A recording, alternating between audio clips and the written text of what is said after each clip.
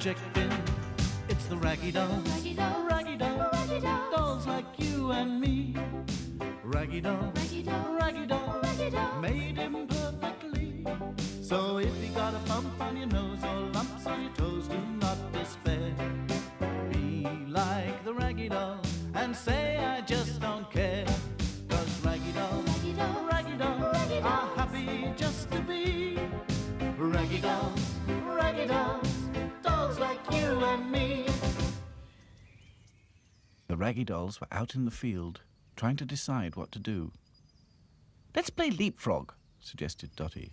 "Oh, yes, what a good idea," agreed Princess. "Sounds good to me," said Hi-Fi. What is this leapfrog?" asked Claude. "How do you play it?" "It's rotten," said Sad Sack. "All you do is bend over and everyone jumps over you. Then you have to jump over everyone else." "Well, what is wrong with that?" demanded Claude. "I can never jump over anyone else. I always squash them. Besides, I'm no good at games." "Oh, come along, Sad Sack, do buck up," said Dotty. "There must be something you can do." But Sad Sack just sighed. "No, there isn't." All the dolls felt very sorry for him. "I know," said Lucy suddenly. "Why don't we all have a game of cricket? We can all be fielders and Sad Sack can be in bat." "Come on, Sad Sack, play." "Okay," said Sad Sack. Dotty took a long time to run up. "Well, it's now or never," thought Sad Sack. She tossed the ball so fast it made a big cloud of dust as it bounced in front of the wicket. "How's that?" yelled Dotty, thinking she'd hit the stumps. "Achoo! I'm not out," sneezed Sad Sack. Bad as he was at games, he wasn't going to be out first ball. "You're out," insisted Dotty. "Not out," argued Sad Sack. The two dolls couldn't agree. Hi-Fi tried to settle things. He tried to reason with them. "Oh, these crazy English," thought Claude. "What a stupid game. I want no part of it." Lucy was confused. She couldn't make up her mind. She wobbled about, all of a dither. "With all that dust, who could be sure? This is a decision for the umpire," said Princess. Everyone, including Claude, cheered up immediately. "Right," said Dotty, and the others agreed. But back to front, who was the umpire, hadn't been watching the game. He was staring up at the sky. "What on earth is that?" said back to front. "It's called an aeroplane," said Hi-Fi. "Ooh, yeah," said back to front. Hi-Fi went on to explain how aeroplanes flew all over the world, taking people wherever they wanted to go. How exciting it would be to fly in one, thought Princess. I wonder, do they by any chance visit La France, thought Claude. The dolls watched in amazement as the aeroplane twisted and dived and looped the loop. What they didn't know was that it was a toy aeroplane belonging to a boy in the next field. He was making it fly by remote control. Now he was ready to try the most daring trick of all, the victory roll. At the flick of a switch, the aeroplane went into a steep dive, then spun round and round, twisting through the sky like a giant corkscrew as it plunged towards the ground.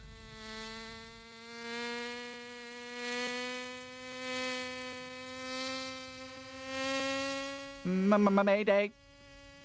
Help! Emergency! It's going to crash! Ah! Oh! Yeah!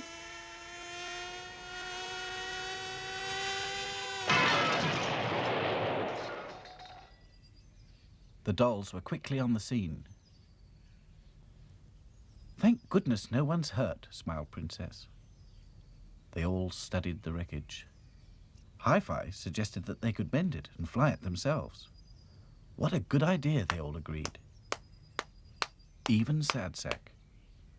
Well, it's worth a try, he thought. I'll fix this in a jiffy, no problem, thought Back to Front. Claude carried the propeller, Hi-Fi and Lucy carried a wing, and the others got behind the rest of the aeroplane and pushed it. This is better than cricket, thought Sad Sack. Meanwhile, the boy was searching everywhere for his lost aeroplane. He didn't know about the dolls. He didn't know that they had found his aeroplane, and they were all hard at work, sewing, painting, and fixing.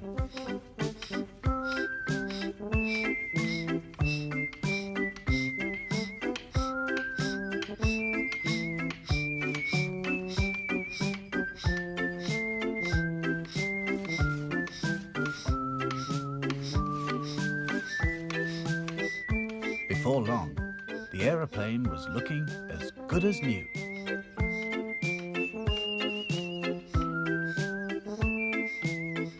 That about does it, said Hi-Fi. Time to see if it will fly. It was a moment of great excitement.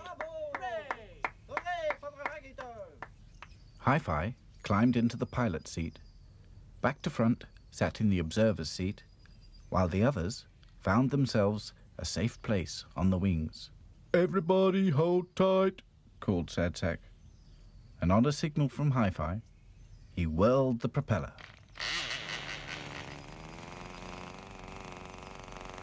This was the moment they had all been waiting for. The engine roared, and slowly the aeroplane moved forward. Then they felt it lift. The Raggy Dolls were flying. Hi-Fi took the aeroplane very high. How small things looked from this height. Houses and trees were like tiny dots. Ooh la la, thought Claude. It is very breezy. I wonder how long it will take to get to France. But Hi-Fi wasn't thinking about France. He wanted to try some aerobatics. The dolls felt their tummies turn over as the aeroplane looped the loop.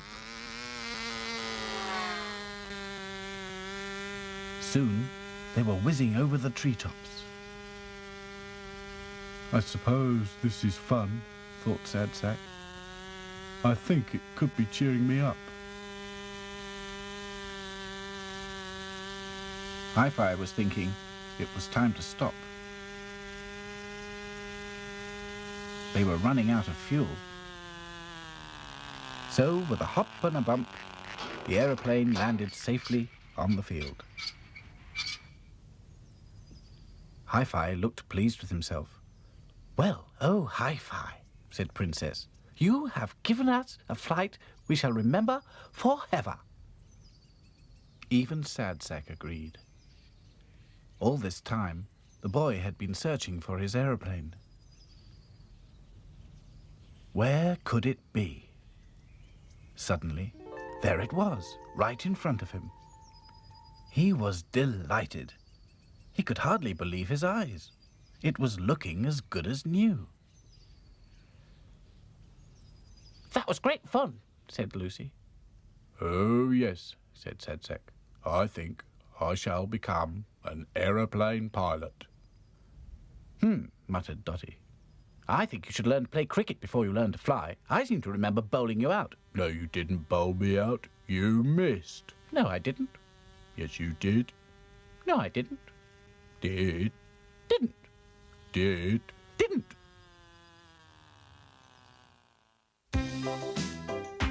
It's not much of a life when you're just a pretty face.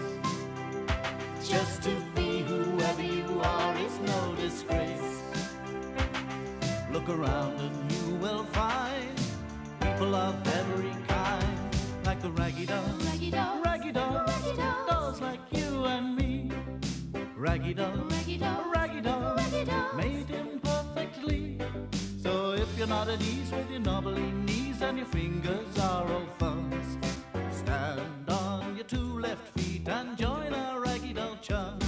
'Cause raggy dolls, raggy dolls, raggy dolls are happy just to be raggy dolls, raggy dolls, dolls like you and me.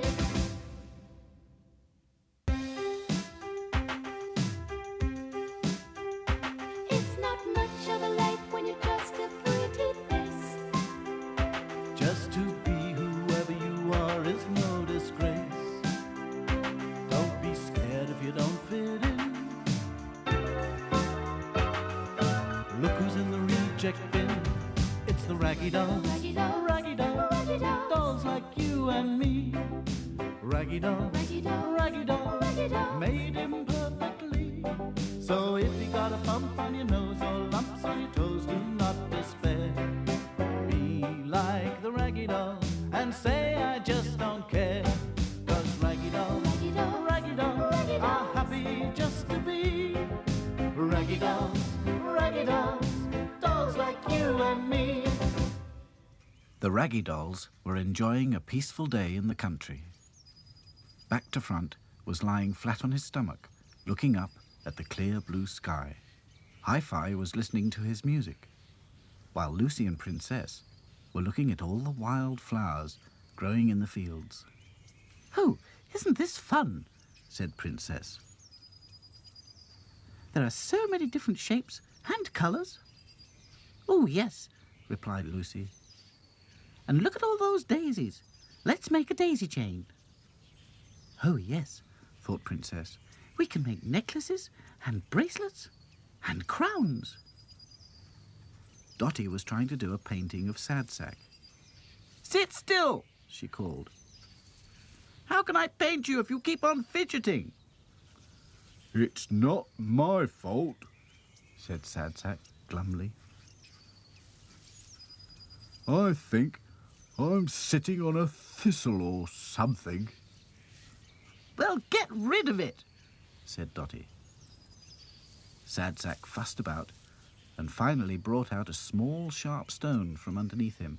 Ah, that's a bit better. "Good," said Dotty. "Now can you please sit still?"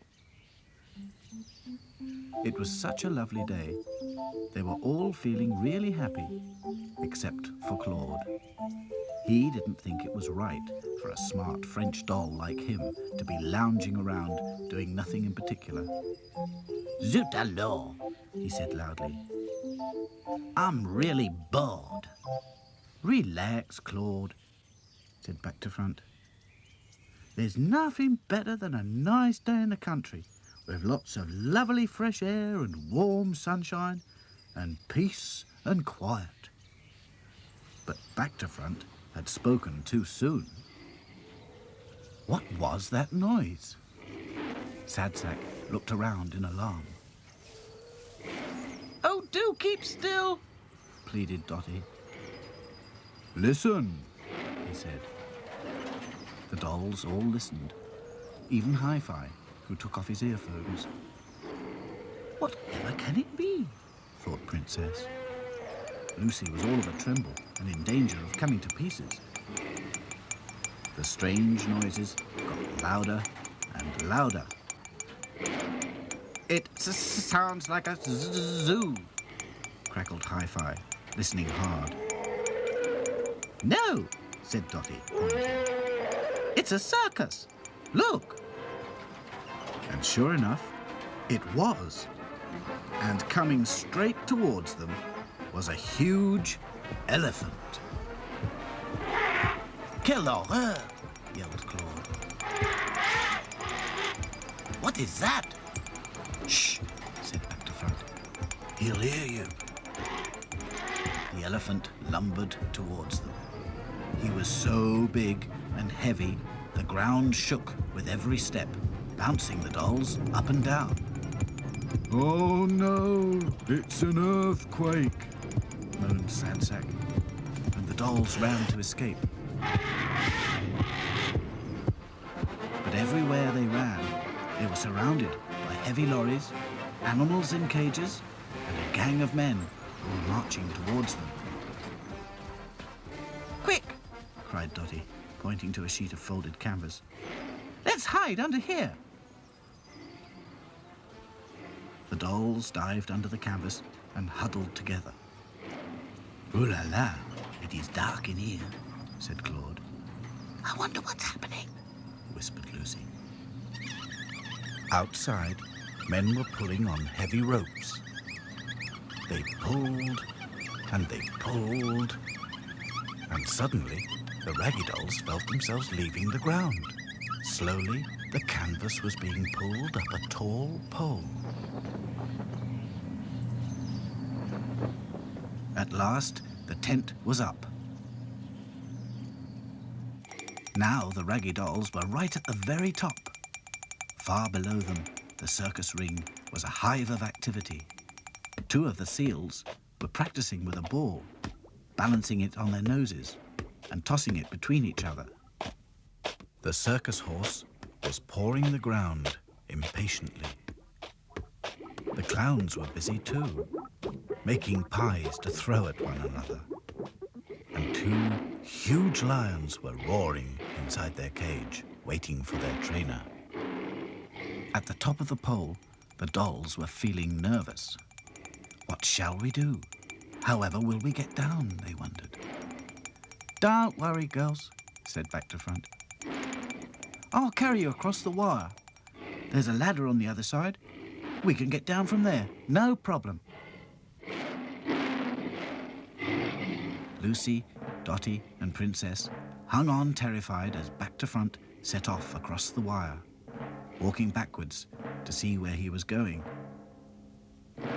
Hi-Fi and Sad Sack decided they couldn't wait, so they grabbed the trapeze and swung across together. "Look out!" yelled Claude. But he was too late.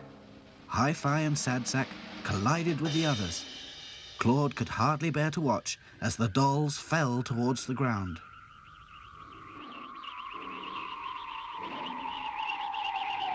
Sad Sack landed on a seal. What a floppy ball, thought the seal.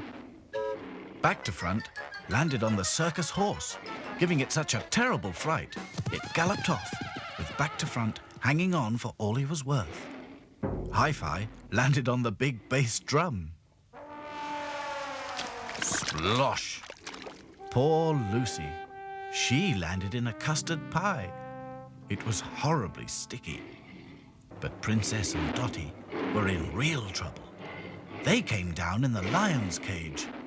The lions had sharp teeth and hungry eyes.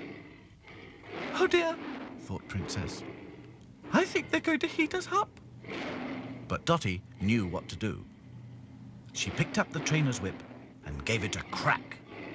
"Get back, you brutes!" "Oh, Dotty, you're so brave," cried Princess. "Oh, I'm just lucky the lions were well trained," said Dotty, breathing a sigh of relief. Claude was still at the top of the tent pole. The dolls looked up at him helplessly. "I'm okay. Don't worry about me," he called down. But he was well and truly stuck. Back to Front had an idea. He'd spotted a trampoline. Together, the raggy dolls pushed it next to the tent pole, right under Claude. "Jump!" called Back to Front. Claude looked down at the trampoline. "Oh well, vive la France. Here goes," he thought. And he leapt off the platform. Up and down he bounced. It was a soft, comfortable landing. Claude was down, without a hair out of place. Now all the raggy dolls were safe on the ground. The animals really enjoyed their circus act. It made a change for them to see others doing all the work. The seals gave the raggy dolls a big round of applause. Well done, Uncle, Unk. The raggy dolls bowed and waved goodbye. Outside, They were surprised to see a long line of people. Say, must be crazy to go in there, said Claude. Yes, Said Sad Sack. especially as they've missed the best act of the whole evening. The Raggy Dolls' tentpole act. Oh, I made a joke.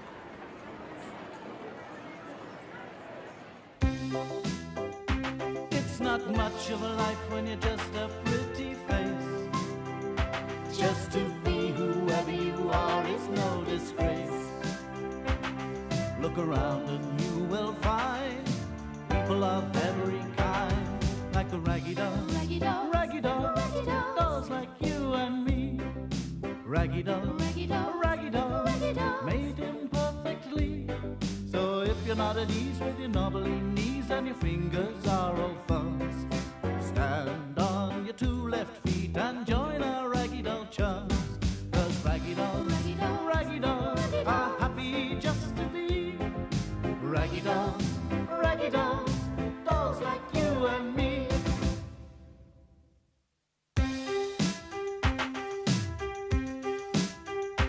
It's not much of a life when you're just a pretty face. Just to be whoever you are is no disgrace. Don't be scared if you don't fit in. Look who's in the reject bin. It's the raggy dolls, Raggy dolls, raggy dolls, raggy dolls. dolls like you and me.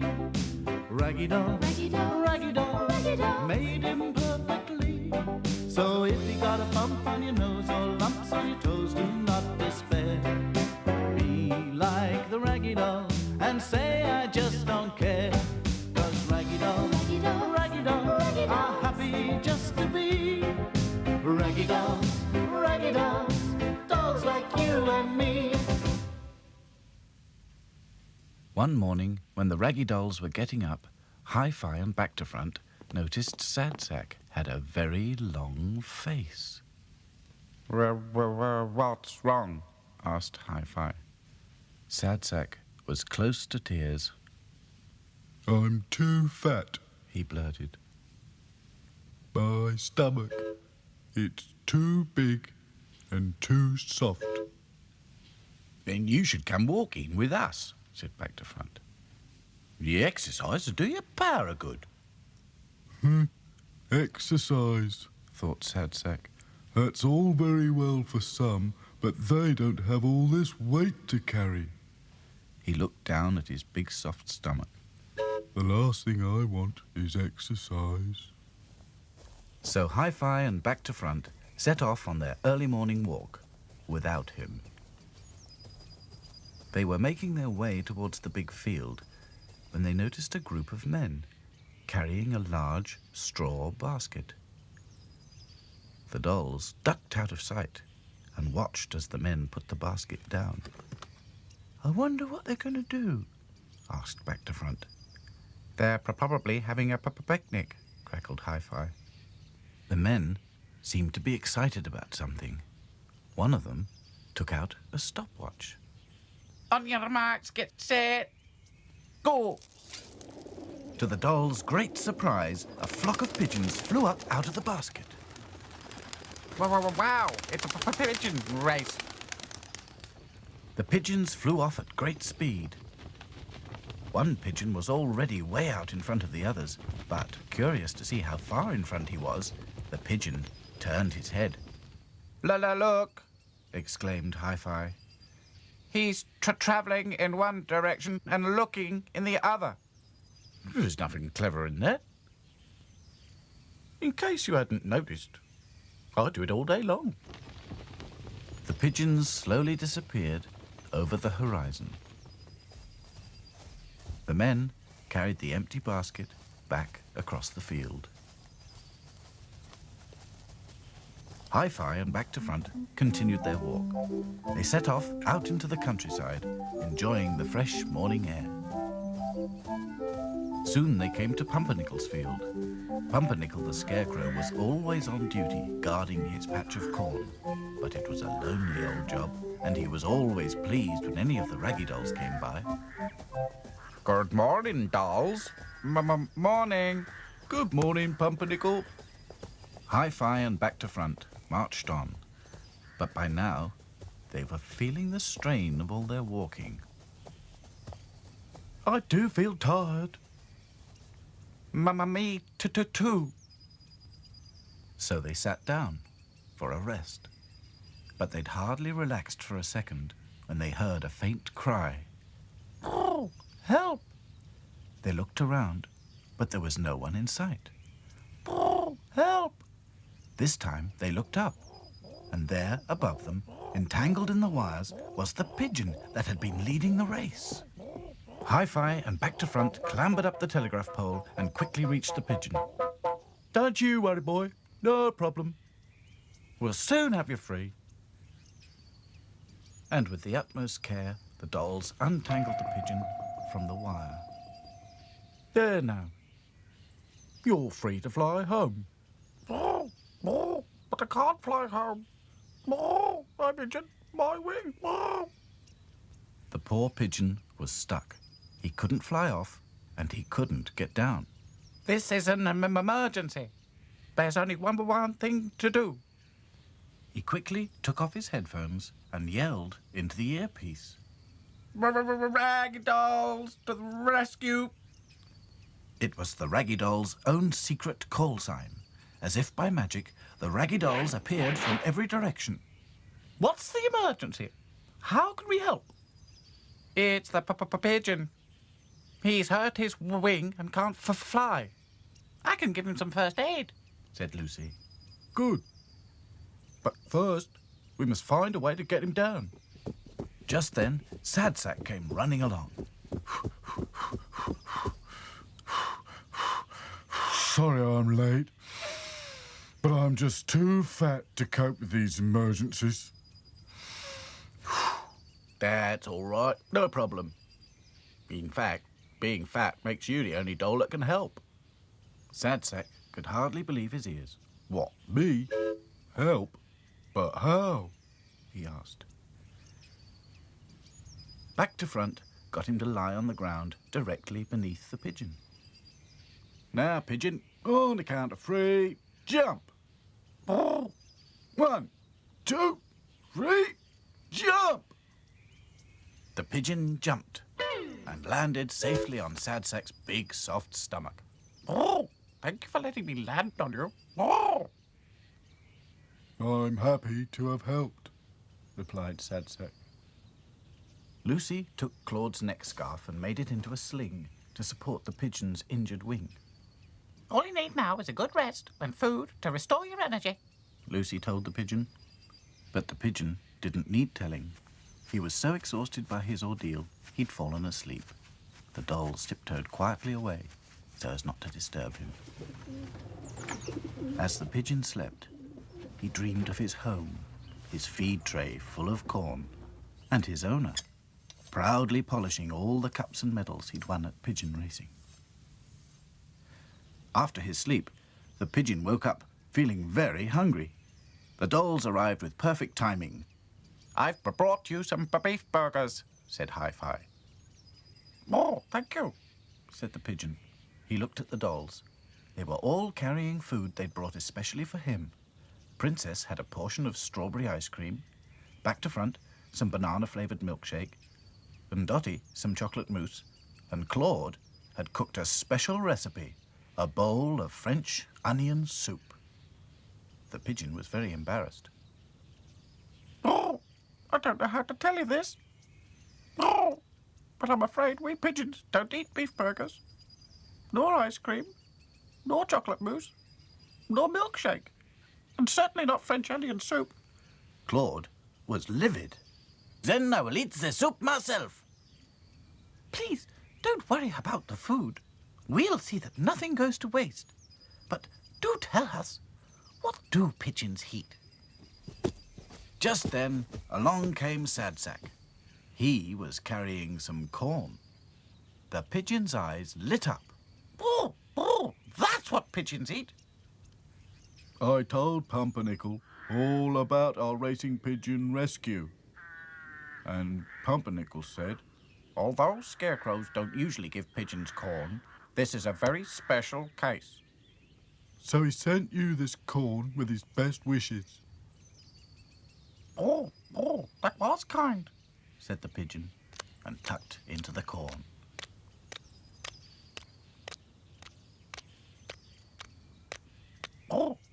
I feel much better now. I think I'll try and fly home. I think we should try some wing flapping exercises first. The pigeon agreed. Lucy removed the sling from the pigeon's wing. Good. Follow me. And she flapped her arms up and down, up and down. The pigeon did exactly the same, flapping his wings. Lucy flapped harder and harder, and so did the pigeon, who suddenly took off. The pigeon soared high in the sky, and tipping his wings in a goodbye wave, he flew off towards home. The raggy dolls waved back, but Claude was still hungry. Surely it must be time to eat. The dolls agreed, and they all tucked into a scrumptious picnic of beef burgers, banana milkshakes, strawberry ice cream, and chocolate mousse.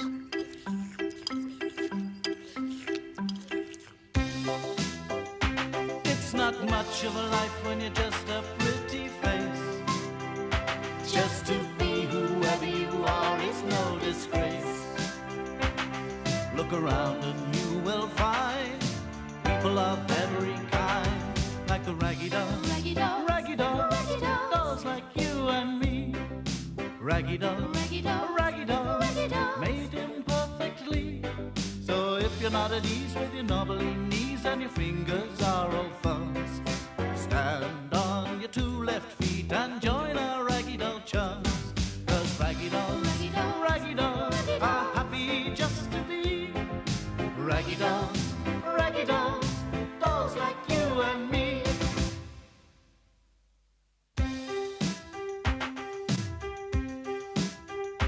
It's not much of a life when you're just a pretty face. Just to be whoever you are is no disgrace. Don't be scared if you don't fit in. Look who's in the reject bin.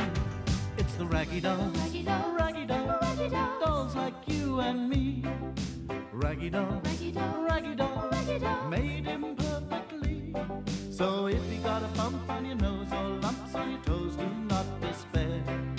Be like the raggy dolls and say I just don't care. 'Cause raggy dolls, Raggy dolls, raggy dolls raggy are dolls. happy just to be raggy dolls, raggy dolls, dolls like you and me. It was a dull and drizzly morning. Claude looked out of the window. "I'm sorry to say it," he said, "but outside it is falling with water." Oh dear, said Sadsack. That means I can't go out. I get all soggy when it's raining. Well, then we'll all have to stay in, said Dotty. but what's there to do if we all stay in? Lucy wondered. I know what I'm going to do. Said Hi-Fi mysteriously, and off he went. What about the rest of us? Said Claude. Surely we can entertain ourselves. Said Dotty. I know. Said Back to Front. Let's stage a show. What a splendid idea, said Princess. What kind of a show? Asked Sadsack, frowning. Conjuring, announced Back to Front. You know, abracadabra. Hey presto. No problem. It'll be magic. Off he went to get ready, and the dolls sat down to wait. At last, he made his entrance, wearing a top hat and carrying a vase of flowers. Ladies and gentlemen, he began, for my first illusion, this beautiful vase of flowers will disappear. He covered the flowers with a silk cloth. Abracadabra, He shouted, hey presto. and he pulled away the cloth. But the flowers did not disappear. Oh well, Said Back to Front. for my next trick, I shall use an ordinary pack of playing cards. But this trick went wrong too. The dolls were not impressed. Ladies and gentlemen, for my last illusion, a jug of water, a top hat, and a newspaper. He took the water and poured it into the hat. Then, covering the hat with the newspaper, he put it on his head. I shall now remove the newspaper and stay perfectly dry. But the water poured all over him. The dolls laughed and clapped. Oh, look at him. Back to front was wet through, but he didn't mind. No problem, he grinned. Sad Sack was looking out of the window. It stopped raining, he said. I suppose we can go out now. But at that moment, Hi-Fi returned, carrying a strange object. Whatever is it? Asked Lucy. It looks like a vacuum cleaner, said Dotty, with earphones. Don't be silly, said Hi-Fi. It's a metal detector. Oh, what does it do? Asked Princess. It detects metal, dear, said Dotty.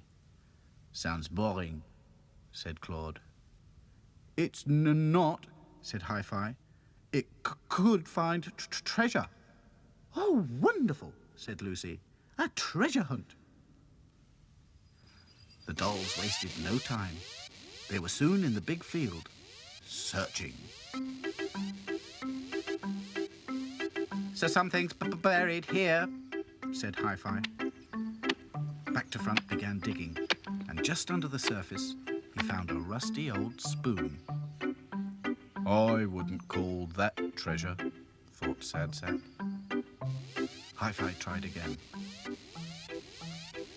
I'm getting a loud signal. To try digging here, said Hi-Fi. Back to front began digging, and digging, and digging, and digging. Whatever it is, it's a long way down, he called. But at last, he struck something. It was an old tin chest. Ooh, buried treasure, cried Lucy. I'm all of a dither. Well, come on, open it, said Dotty. Back to front lifted the lid, but inside there was no treasure, just a dusty old book. He picked it up and blew off the dust. Ye Olde Book of Magic Spells, said the title. Wow, real magic, thought Back to Front as he opened it. But before he could read a word, there was a flash, and a wizard appeared. The dolls could not believe their eyes. I am the White Wizard, said the shape. The power of my magic is yours to behold. Back to Front laughed nervously. You must be joking. The power of magic is no laughing matter. Crikey, whispered Lucy. Could you, put my head back the right way round? Page 13, said the wizard. Back to Front thumbed the pages. 1, 5, 9, 10, 13. Here it is, he said. Read it aloud, commanded the wizard. Back to Front cleared his throat. Corn is yellow, poppies are red, such a sight can turn your head. And slowly his head began to turn and turn until it was spinning round and round like a top. And when it stopped, it was the right way round. I can't believe it, he cried. For the first time, I can see where I'm going instead of where I've been. Fantastic, said Lucy. It really suits you. Back to Front turned to thank the wizard, but the wizard had disappeared. I don't like the look of this, thought Sad Sack. Suddenly, there was a clap of thunder. Clouds of red smoke started rising from the book. They formed the shape of a different wizard. I am the Red Wizard, He said. My magic is stronger than the White Wizard's. To prove it, I'll put a spell on him. and destroy his power. The dolls were scared. There was another clap of thunder. Back to Front looked at the others in amazement. All their heads were the wrong way round. "Ah, non!" exclaimed Claude. "What is happening?" The Red Wizard laughed, an evil laugh. The dolls couldn't see where they were going. They kept bumping into each other. I knew something like this would happen, Thought Sad Sack. "Don't worry," called Back to Front. "I'll get the White Wizard back." But he didn't know how. "Abracadabra!" yelled Back to Front in desperation. "Hey, presto! Hey, anything!" Suddenly, to his great relief, a few tiny stars began to rise from the spellbook, just enough to make a very small white wizard. "Turn to page 11, he whispered. "Read out the spell. I'm too weak." Back to Front found the page quickly. "Think of a number that's easy to figure. Wish on a star to make me bigger." The White Wizard began to grow. He grew and grew, and soon he was bigger and more powerful than the Red Wizard. "Hola, Baba Menuadina!" There was a flash of lightning. Both wizards disappeared, and all the dolls were changed back to the way they were.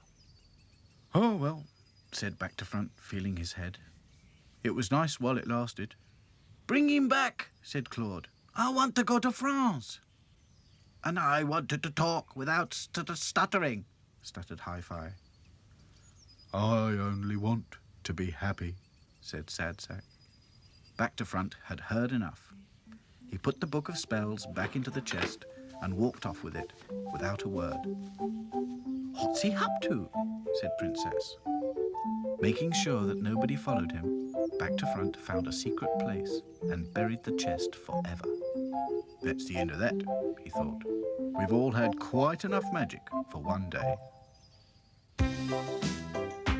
It's not much of a life when you're just a pretty face. Just to be whoever you are is no disgrace. Look around and you will find people of every kind, like the raggy dolls, Raggy dolls, raggy dolls, raggy dolls, dolls like you and me. Raggy dolls, raggy dolls, raggy dolls, raggy dolls, made him perfectly. So if you're not at ease with your knobbly knees and your fingers are all thumbs, stand on your two left feet and join our raggy doll chums. 'Cause raggy dolls, raggy dolls, raggy dolls raggy are dolls. happy just to be raggy dolls, dolls like you and me.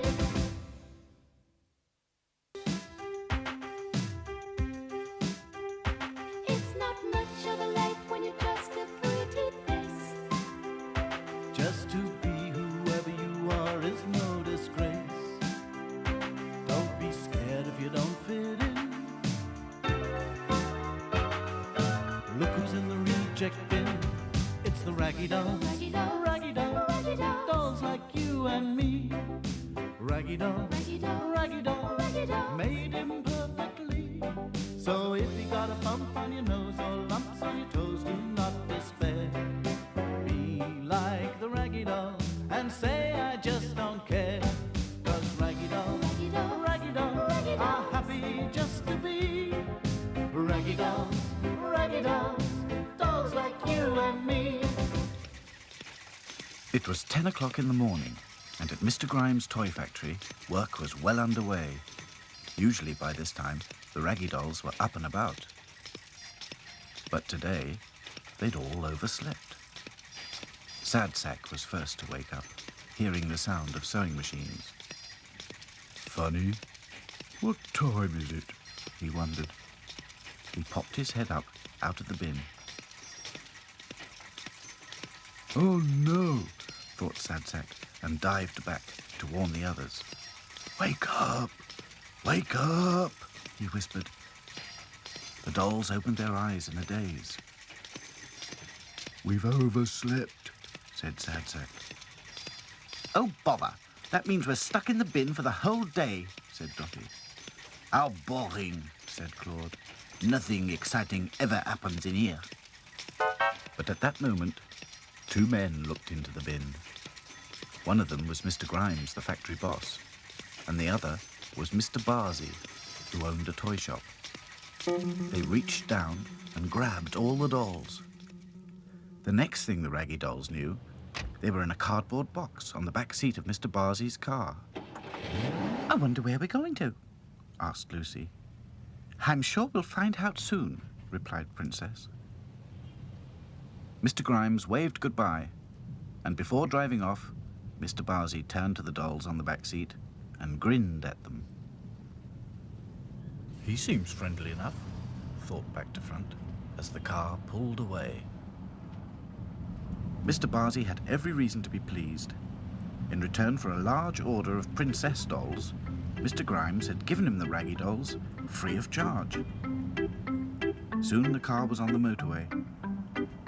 This is a smooth ride, said Back to Front. Oui, it is most comfortable, agreed Claude, who was stretched out in the box.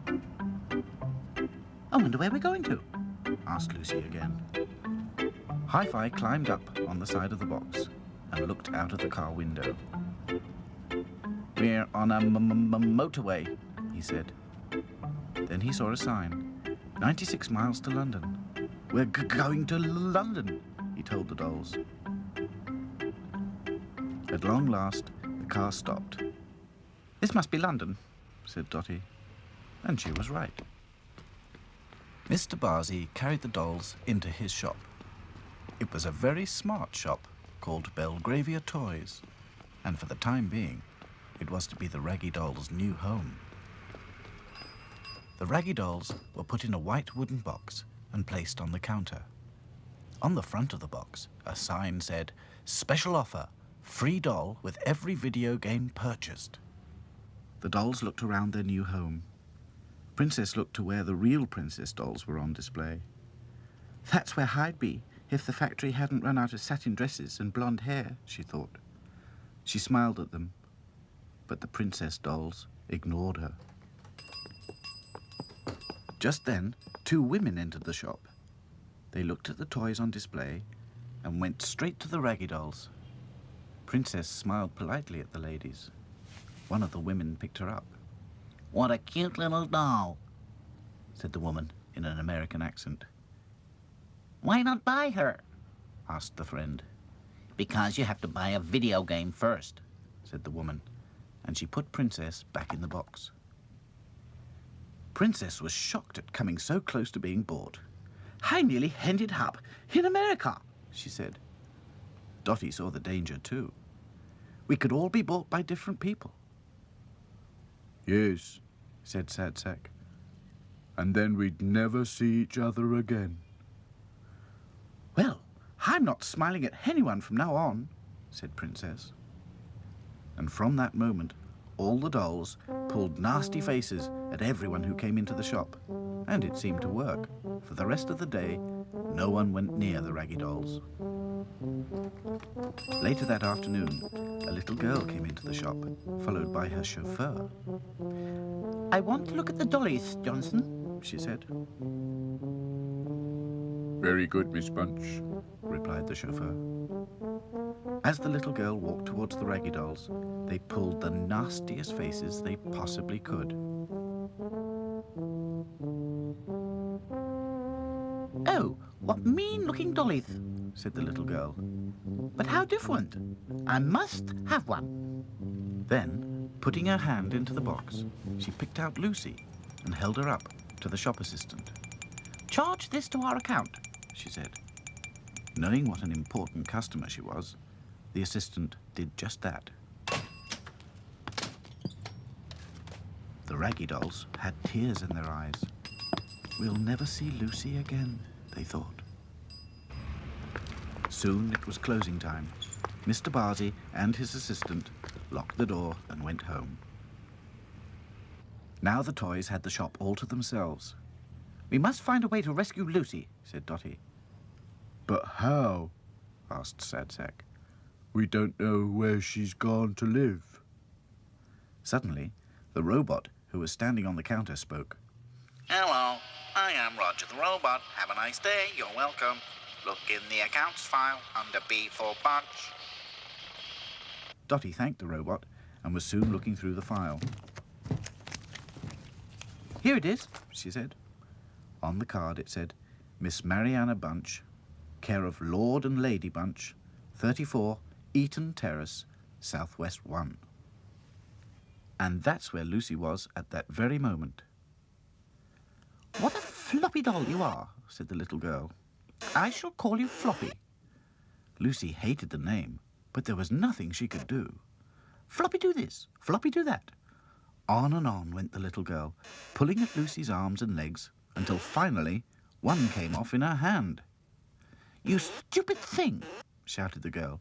Then, in a fit of temper, she pulled Lucy to pieces and left her scattered all around the playroom.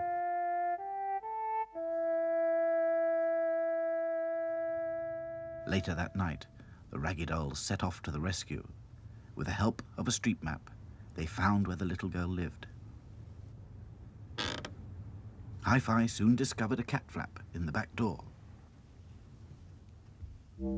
Inside, the lights were out, and everyone had gone to bed. Hi-Fi led the way up the stairs. Upstairs, the rooms all had door signs. Lord and Lady Bunch, Miss Mariana Bunch, and finally, Playroom. She must be in there, whispered Dotty. They pushed open the door and went inside. There were toys everywhere. Lucy, where are you? called Dotty. I'm over here. Lucy replied. And over there, and over there, and over there too. She pointed all around the room with her nose. The dolls collected Lucy together again and set off back to the shop. As they were climbing through the window, Sad Sack slipped and fell. He landed in a dustbin that was full of rubbish.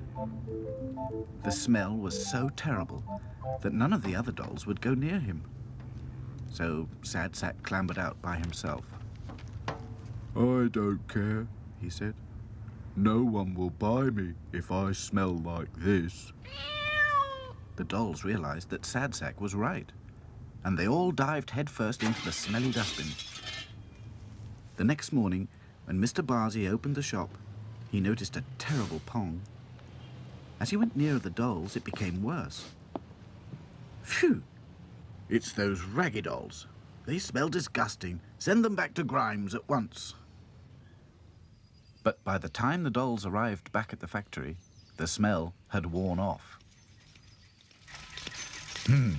I can't even give them away, thought Mr. Grimes.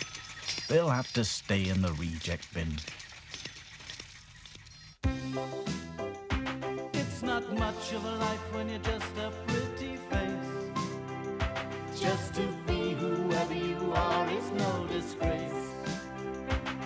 Look around and you will find people of every kind, like the Raggy Dolls, Raggy Dolls, Raggy Dolls, Raggy Dolls, dolls like you and me. Raggy Dolls, Raggy Dolls, Raggy Dolls, Raggy Dolls, made imperfectly.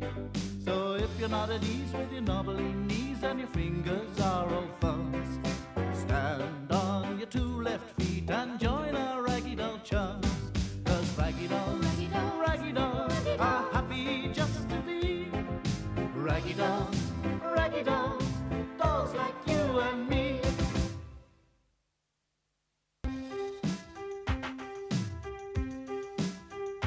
It's not much of a life when you're just a pretty face. Just to be whoever you are is no disgrace. Don't be scared if you don't fit in. Look who's in the reject bin. It's the Raggy Dolls, Raggy Dolls, Raggy Dolls, Raggy Dolls, dolls like you and me. Raggy Dolls, Raggy Dolls, Raggy Dolls, Raggy Dolls, made imperfectly. So if you got a bump on your nose or lumps on your toes, do not despair. Be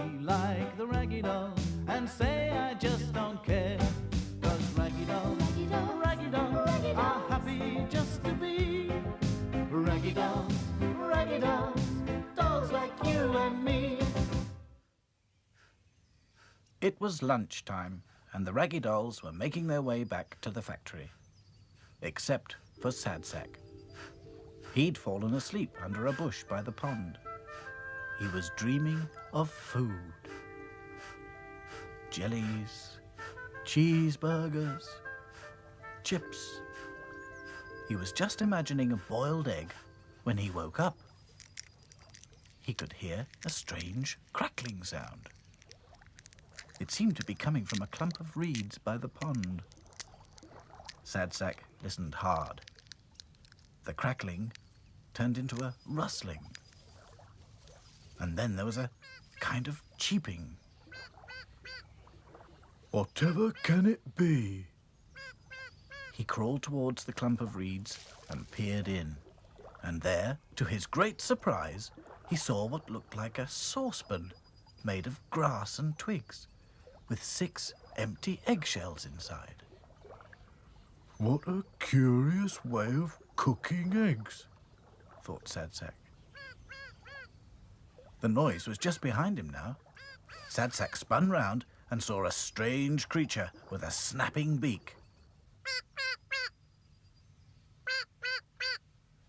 Sad Sack ran away immediately. But everywhere he went, the creature followed him.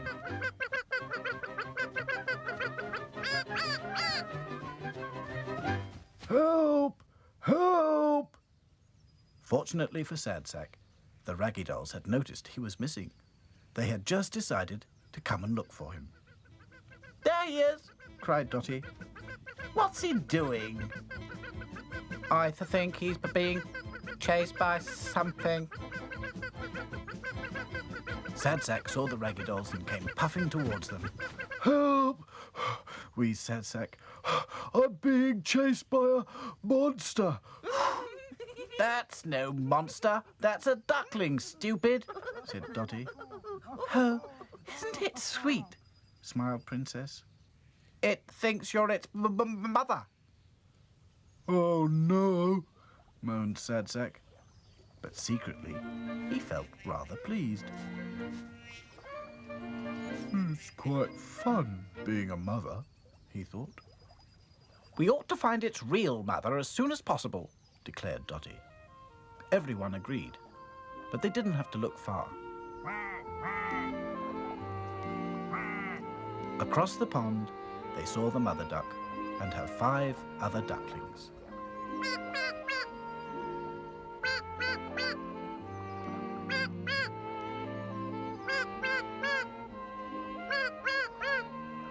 As soon as it heard them, Sad Sack's duckling ran as fast as it could back to its real mother. Thank goodness for that. Said Dotty. Sad Sack was disappointed. But at that moment, they all heard another noise. Hello? What is this? Cried Claude. Quick, everybody, hide in the bushes. It's a car, whispered Dotty. I wonder why it stopped. Thought Lucy. Looks like picnickers. Said Hi-Fi. The raggy dolls watched as a family of 5 marched into the field, carrying all sorts of bits and pieces. The woman had taken out a tablecloth and had spread it on the ground, while the man sat down and opened a can of beer. The 3 children began mucking about. The girl practiced handstands.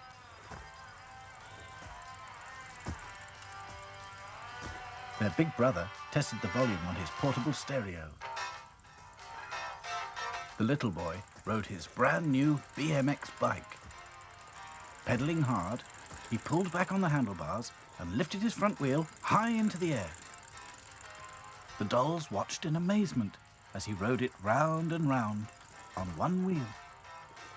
He was so excited, he didn't look where he was going. Look what you've done! Screamed the woman.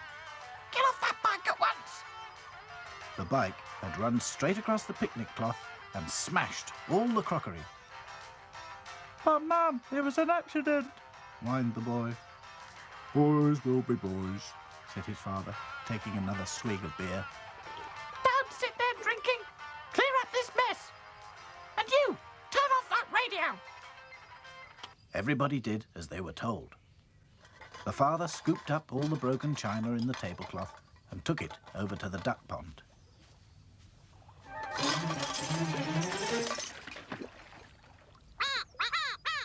The ducks were terrified as pieces of broken china fell all about them. But the man didn't seem to care and went back to the picnic. The big boy switched on his radio again, and the music blared out louder than ever, while the family ate and ate and ate. Pretty soon, food wrappers, chicken bones, paper bags and empty bottles were scattered about everywhere. Sacre bleu, this is an outrage, muttered Claude.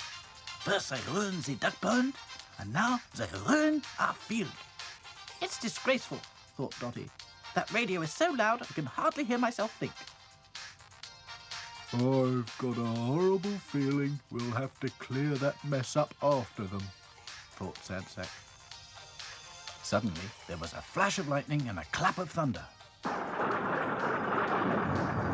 well, that's the end of that, said the father. I'm not staying here if it's going to rain. But I'm still eating, whined the little boy.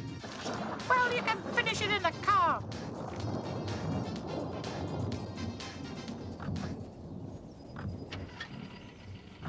The Raggy Dolls watched as the family drove off. I knew it, Said Sad Sack. they've left all their litter behind. I'm worried about the ducks, said Princess. That horrid man has thrown all that broken china into their pond. We'd better make sure they're all right, said Dotty. Good thinking, said Hi-Fi. The Raggy Dolls made their way to the duck pond, which wasn't a pleasant sight.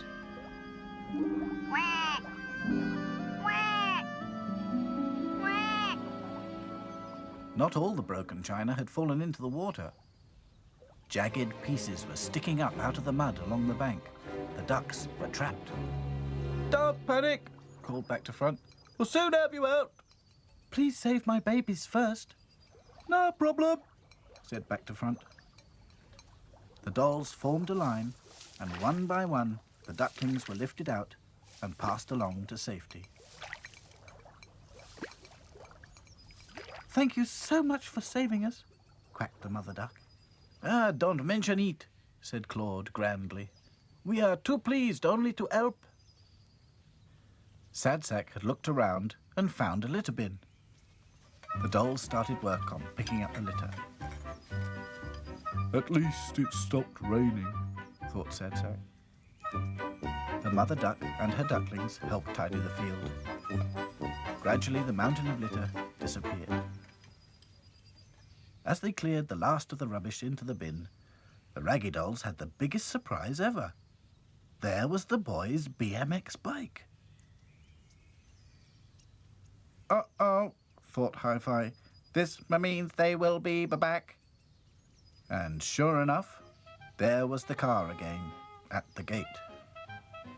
You'd leave your head behind if it wasn't screwed on, complained the man. I've got an idea. Grab the bin and follow me. The Raggy Dolls emptied all the rubbish into the boot. Then they covered the rubbish up with the tablecloth so that when the boy and his father returned with the bike, they wouldn't notice. Dotty's idea had worked out splendidly. Although they didn't know it, this time the litter bugs had gone home, taking their litter with them.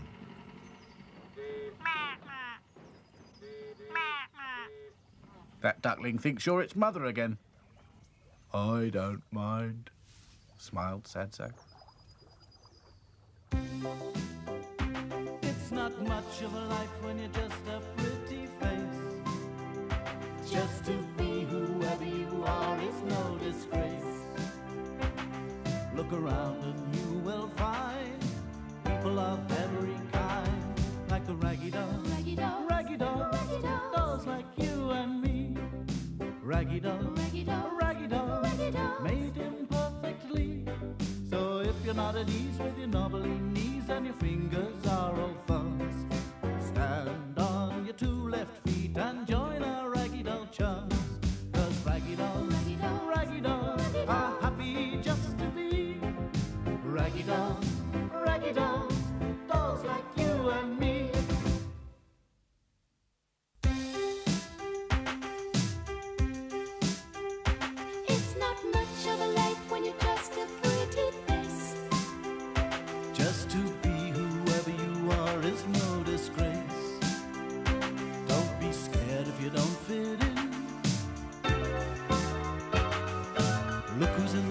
magic bin.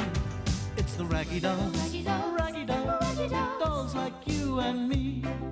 Raggy dolls, raggy dolls, made him perfectly. So if you got a bump on your nose or lumps on your toes, do not despair. Be like the raggy dolls and say I just don't care.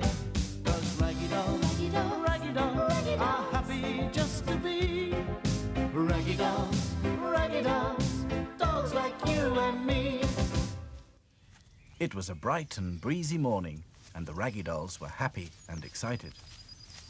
I wish they wouldn't go so fast, Thought Sad Sack. The night before, Hi-Fi had found a map. It showed the factory, and the big field, and the dark wood. Ooh, I wonder what lives in there, Said Lucy, thinking of monsters. She began to tremble. Back to Front suggested that there was only one way to find out, and Hi-Fi agreed. With an early start and a steady march across country, we could reach the dark wood by midday, said Hi-Fi. Super, said Dotty. A nature ramble. What is a ramble? Asked Claude. A kind of expedition, explained Dotty. Ever such fun. We'll need some equipment, said Back to Front. Compass, binoculars, first aid. And we could take a picnic, said Princess. Ooh, can we have cream buns? Asked Lucy. The thought of cream buns did something funny to Sad Sack's brain. He suddenly offered to carry everything. When are we going to have that picnic? Thought Sad Sack. The raggy dolls marched on and on and on. The toy factory and the big field were soon left far behind. So was Sad Sack, but no one noticed. At last, they came to a stile. Hi-Fi held up his hand and studied his map. That's the dark wood, he said, pointing ahead. It looked big and mysterious and very dark. Zut alors, muttered Claude. I hope there are no wolves in this dark wood. Lucy began to tremble. There's nothing to worry about, said Dotty firmly. Come on, everyone. But inside the wood, even Dotty looked nervous. Everywhere was silent and still. Not a leaf stirred. There wasn't a breath of wind. And the air smelt of mushrooms and toadstools. Suddenly, Whoa! the raggy dolls jumped with fright. That sounded like Sad Sack, Whispered Lucy. Help! It is Sad Sack, cried Claude. A wolf has eaten him. Oh dear, Wailed Lucy. Raggy dolls to the rescue, Shouted Hi-Fi, and they all set off through the trees. I thought you'd never come, Said Sad Sack, when at last the raggy dolls found him. They could see that something nasty had happened. Sad Sack was stuck in a trap. Its huge metal teeth had snapped shut, holding him fast so that he could hardly move. It's a good job you were carrying that rucksack, Said Dotty. and the picnic hamper. Too right, agreed Back to Front. You might have been cut in half. Hi-Fi and Back to Front forced the trap open. It was the cruel kind of trap that farmers aren't allowed to use anymore. Lucy, Princess, and Dotty made a great fuss of Sad Sack, who lay on his back, breathing heavily. A bun might make me feel better, he moaned. A cream bun.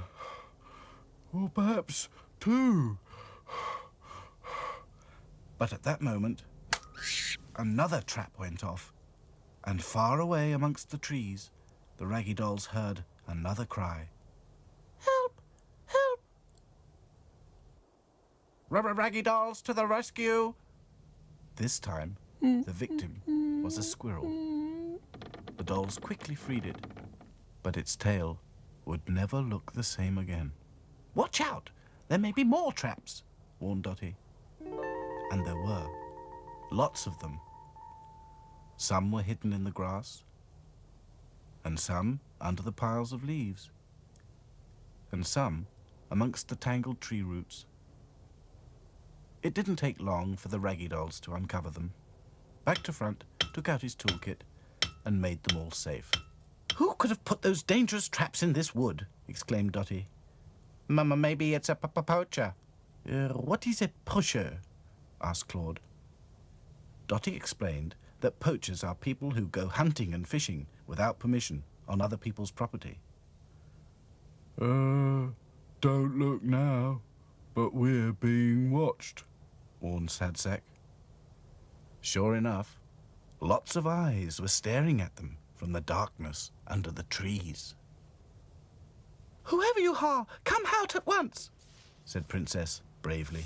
In no time, the Raggy Dolls were surrounded by all sorts of woodland creatures. Several of them looked the worse for wear, injured by traps. An old rabbit popped up out of his burrow. It's no longer safe here, he said. The dolls listened with horror as he told them about all the creatures who'd been caught in traps in the dark wood. A hedgehog, a fox, and 5 field mice who'd been left hanging by their tails. It's time for us to leave, said the old rabbit sadly. Leave, cried Princess. Stuff and nonsense. If anyone's leaving this wood, it must be that cruel poacher. Good thinking, agreed Dotty. But first we must find him. No problem, called Back to Front. He was already up a tree, looking through the binoculars. In a clearing on the other side of the dark wood, he saw a man carrying a trap. That's him, cried Back to Front. He's just going into his tent. Oh, how do we catch him? Asked Lucy nervously. If he's in his tent, it's easy, said Hi-Fi. I know just what to do. Listen.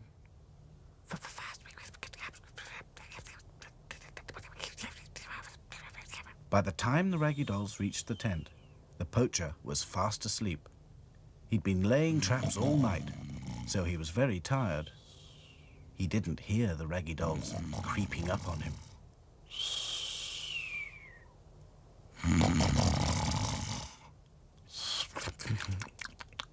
Action stations, whispered Hi-Fi. Dotty, Princess, Lucy and Claude loosened the pegs which held the tent to the ground. At the same time, Hi-Fi switched on his radio. He tuned it to the police wave band. Attention all cars! Attention all cars! Called Hi-Fi. A poacher is camping in the clearing at the north end of the dark wood. He's using illegal traps. Over and out. Hi-Fi's radio made such a noise that the poacher stopped snoring and jumped up in alarm. And of course, down came the tent. He couldn't see where he was, and he fell into one of his own traps. It snapped shut on his beard, which made him look very silly. The police were soon on the scene. Hello, hello, hello, said one. What have we here? A poacher, caught red-handed. You better come along with us, chummy. The other policeman clamped some handcuffs on his wrists. Well, let's trap the trapper, said Back to Front, and I don't feel a bit sorry for him. The Raggy Dolls watched as the police car drove away. Well done, chaps, said Dotty. Especially Hi-Fi. Oh, yes, agreed Princess. Hi-Fi has been absolutely super. 3 cheers for Hi-Fi, said Lucy. Hip hip, hooray! Hip hip, hooray! Hip hip, hooray! Meanwhile, Sadsack was busy unpacking the picnic hamper. He began eating cream buns. First 1, then 2, and then 3, for luck. It's not much of a life when you're just a pretty face.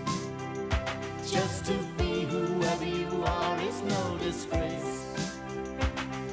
Look around and you will find people of every kind, like the raggy dolls, Raggy dolls, raggy dolls, raggy dolls, dolls like you and me. Raggy dolls, raggy dolls, raggy dolls, raggy dolls. made imperfectly. So if you're not at ease with your knobbly knees and your fingers are all fuzz, stand on your two left feet and join our raggy doll chums. 'Cause raggy dolls, Raggy dolls, raggy dolls raggy are dolls. happy just to be raggy dolls, raggy dolls, dolls like you and me.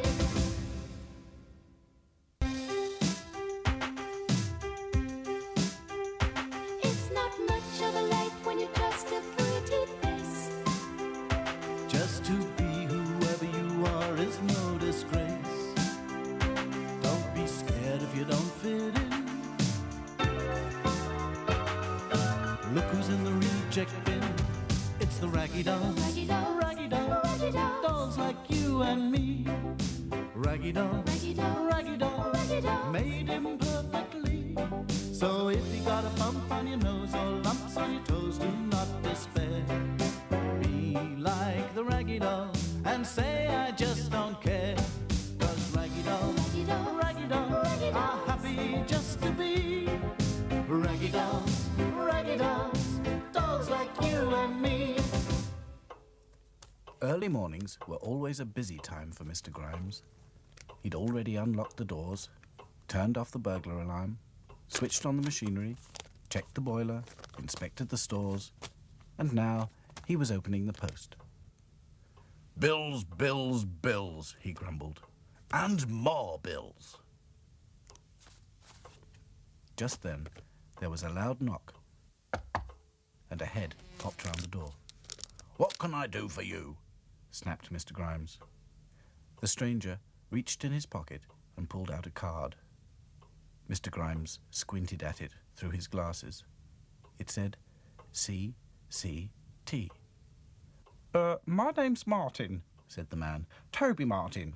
I'm the Chief Collecting Officer for Children's Charity Toys. CCT? CCT? Never heard of it, said Mr. Grimes, unhelpfully. We collect broken and unwanted toys, explained the man. We repair them and deliver them as good as new to children's homes and hospitals throughout the country. All right, interrupted Mr. Grimes. You can have everything that's in the reject bin for your charity. And good riddance. Thanks ever so, said the man. Very generous, I'm sure. In no time at all, the raggy dolls were thrown into the back of a van and driven off. It was a dark and bumpy ride. Oh dear, whatever is going to become of us? Worried Lucy. Back up, everyone. This is an adventure, Said Dotty. Yeah, said Back to Front. I wonder where we're going. The van drove through a gate and entered a field. I can hear music. Crackled Hi-Fi. How exciting. Cried Princess. It sounds like a fun fair. Fun fair? Fun for who? Said Sad Sack. Not us, I bet. Toby Martin parked his van outside a large square tent and went inside. The raggy dolls could hear the sound of hammering. Then it stopped. Watch out, he's coming back, Warned Back to Front. Toby Martin gathered up all the dolls as if they were dirty washing.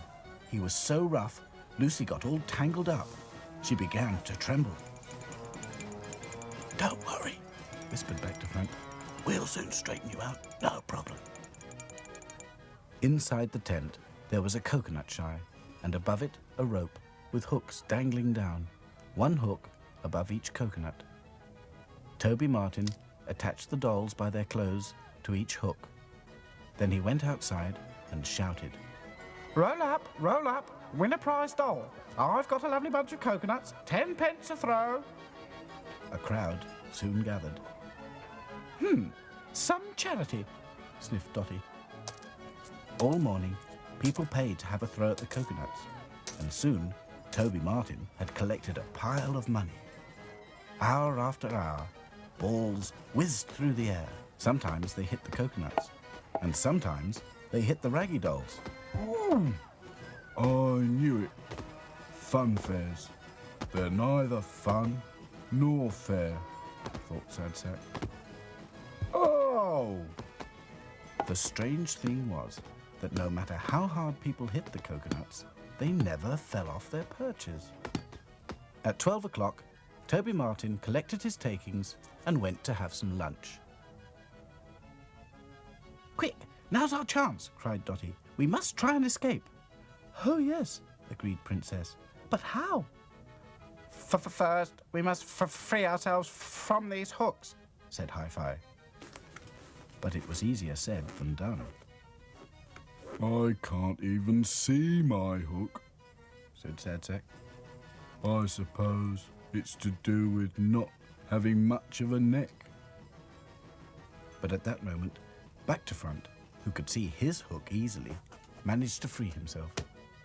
"No problem," he cried, as he landed on the coconut below. But then he became suspicious. "Hello?" he thought. "Why doesn't this coconut wobble?" Back to Front took a closer look. "Aha! I get the picture," he said at last. "So that's what all the hammering was about." "What do you mean?" demanded Claude, impatient to get down. Back to Front explained. "He's knocked nails into all the coconuts to stop them falling off." "I knew it," said Dotty.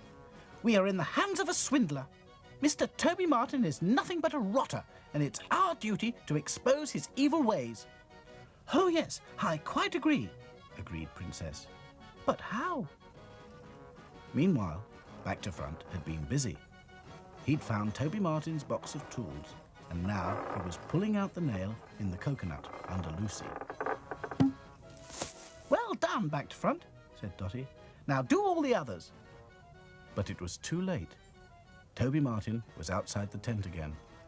Roll up, win a prize doll. I've got a lovely bunch of coconuts, 10 pence a throw." Just in time, as Toby Martin let the new crowd in, Back to Front hid himself. Fortunately, Toby Martin was so busy looking after his customers that he never noticed one of the raggy dolls was missing. Once again, balls whizzed through the air.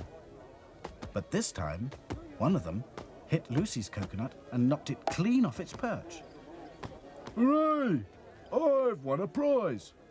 Cried the man who had thrown the ball. Toby Martin was amazed. The last thing he expected to see was one of the coconuts on the ground. He thought quickly. No, you haven't won. You've got to knock it off 3 times.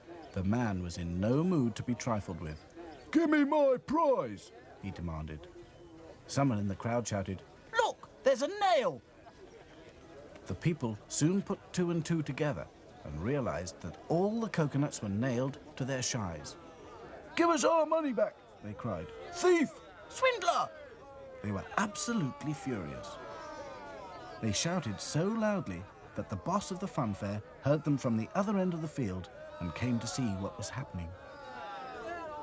When he saw the nail and the coconut on the ground, the pile of money, and the angry crowd, he soon kicked Toby Martin out. "Don't you ever come back," he called after him. "This is a respectable place, not for the likes of you." Toby Martin hid behind his van as all the coconuts came flying out of the tent, closely followed by the raggy dolls. "Now move! Skedaddle! Beat it!" shouted the boss. "Or else!" And while the crowd jeered and booed, the raggy dolls made good their escape. At last, when they thought they were quite safe, the raggy dolls stopped to catch their breath. What a frightful man. There are some adventures not worth having, agreed Dotty. Oh dear, puffed Sad Sack. All this excitement doesn't agree with me. I'm half the doll I used to be. I'm not surprised, panted Lucy. That hook has made a hole in your back and all your stuffing's coming out. Oh no, groaned Sad Sack. Everything happens to me. The raggy dolls carried Sad Sack the rest of the way home. Back in the factory, they soon found a box of stuffing and a bottle of glue. Hold your breath, said Dotty. Sad Sack held his breath as Hi-Fi poked stuffing back into the hole. When it was full again, Lucy dabbed on some glue. Sad Sack looked his old self again. Well, almost. He is looking a little lumpy, n'est-ce pas? Said Claude. No problem, replied Back to Front. Dotty will soon knock him back into shape. Thump him, Dotty! Righto, said Dotty.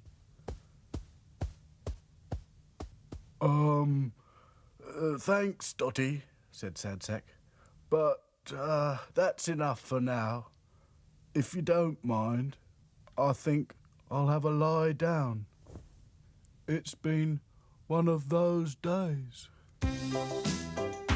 It's not much of a life when you're just a pretty face. Just to be whoever you are is no disgrace. Look around and you will find people of every kind, like the raggy dolls, Raggy dolls, raggy dolls, raggy dolls, dolls like you and me.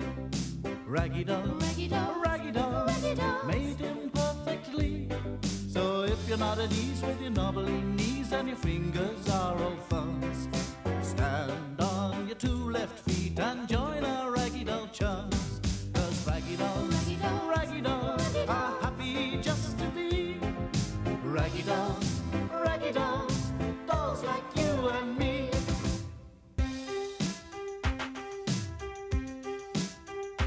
It's not much of a life when you're just a pretty face. Just to be whoever you are is no disgrace. Don't be scared if you don't fit in. Look who's in the reject bin. It's the raggy dolls, Raggy dolls, raggy dolls, raggy dolls. dolls like you and me. Raggy dolls, Raggy dolls, raggy dolls, raggy dolls. made imperfectly. So if you got a bump on your nose or lumps on your toes, do not despair. Be like the raggy dolls and say I just don't care. 'Cause raggy dolls, Raggy dolls, raggy dolls raggy are dolls. happy just to be raggy dolls, dolls like you and me. One morning, Claude got up very early to make the raggy dolls a surprise breakfast. He changed his beret for a chef's hat, put on an apron, and set off for the factory canteen.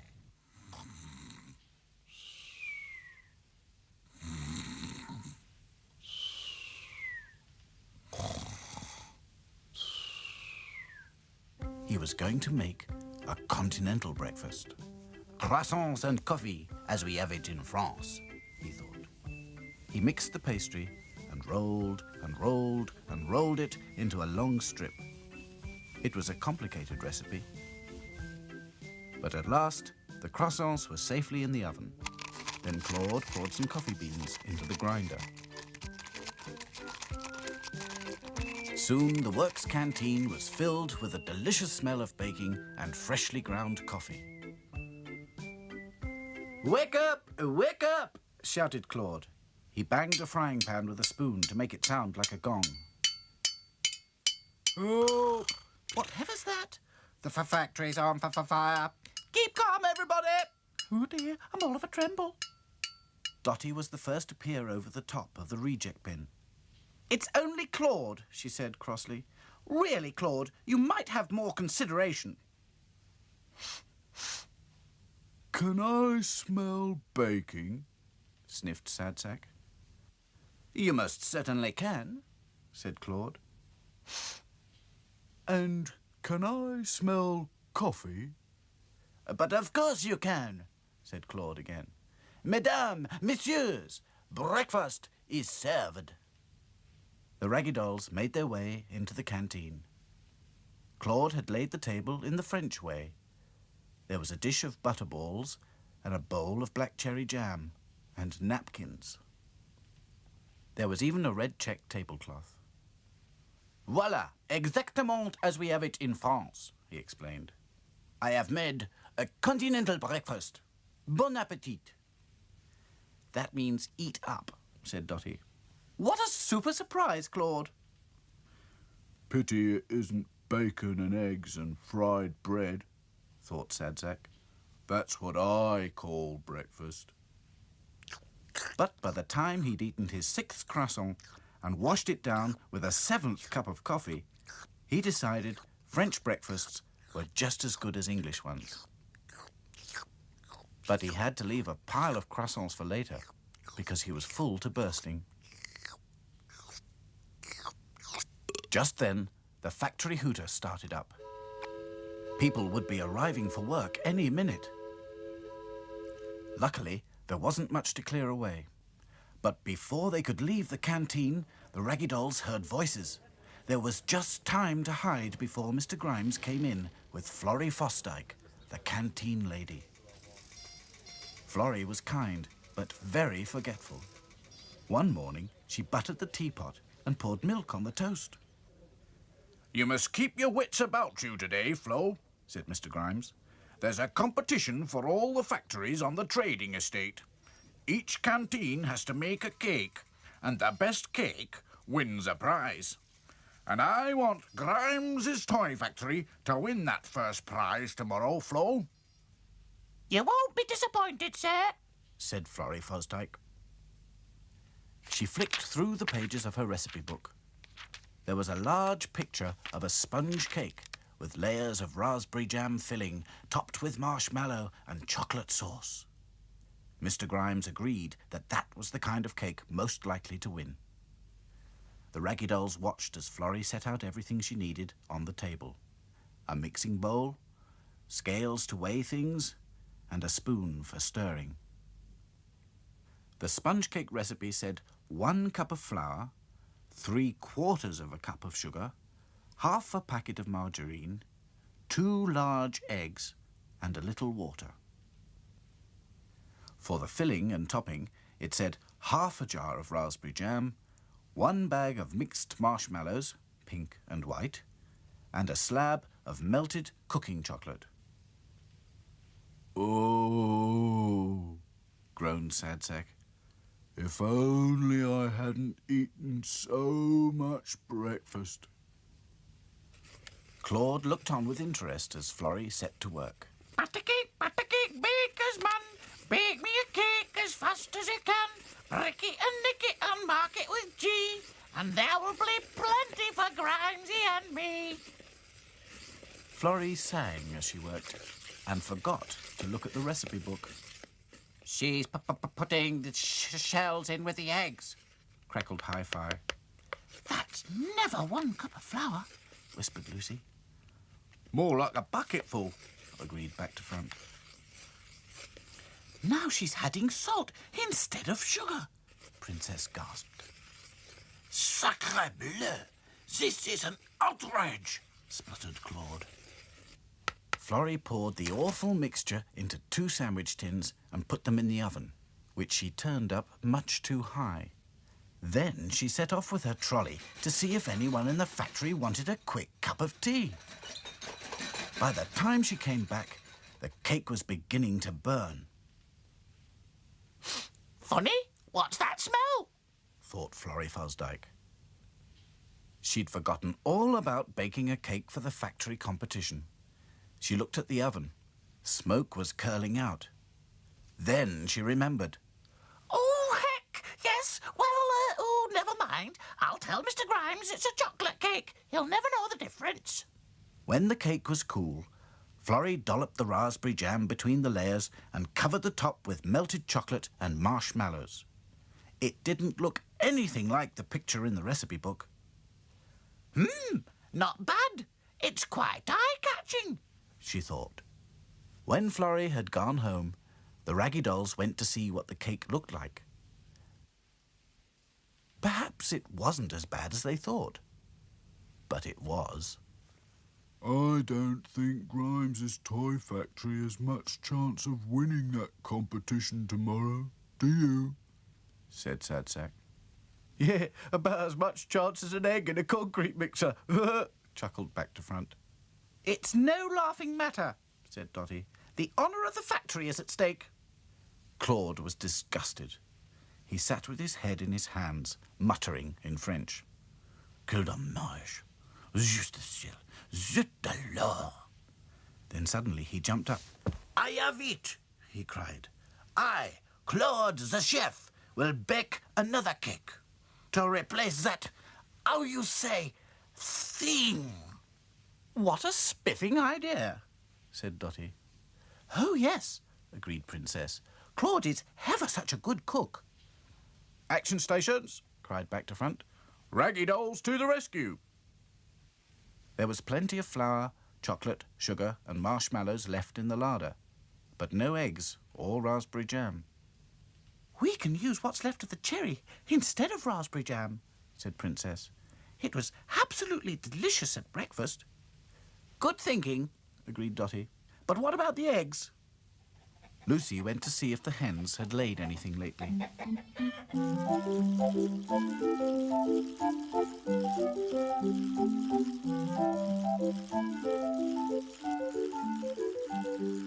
This time, everything worked. There was even some chocolate sauce and marshmallows left over. It was a splendid cake. Super! Well done, chaps, said Dotty. Mr. Grimes should be ever so pleased, said Lucy. And he certainly was, because next day, Claude's cake won first prize. Florrie Fosdyke didn't know how it came to have black cherry jam in it instead of raspberry jam, but she put it down to forgetfulness. Sadsack hadn't forgotten the leftovers.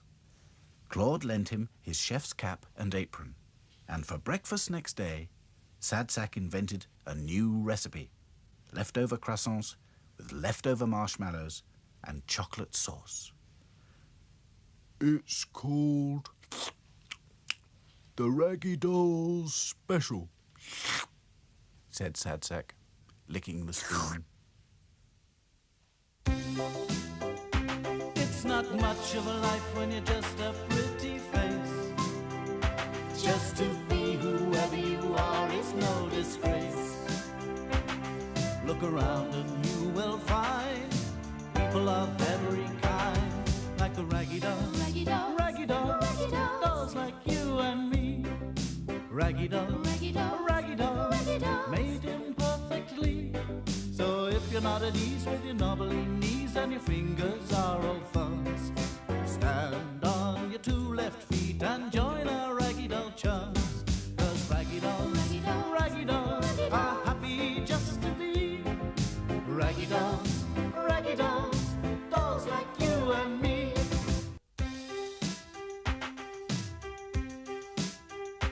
It's not much of a life when you're just a pretty face. Just to be whoever you are is no disgrace. Don't be scared if you don't fit in. Look who's in the reject bin. It's the raggy dolls, Raggy dolls, raggy dolls, raggy dolls. dolls like you and me. Raggy dolls, Raggy dolls, raggy dolls, raggy dolls. made him perfectly. So if you got a bump on your nose or lumps on your toes, do not despair. Be like the raggy dolls and say I just don't care.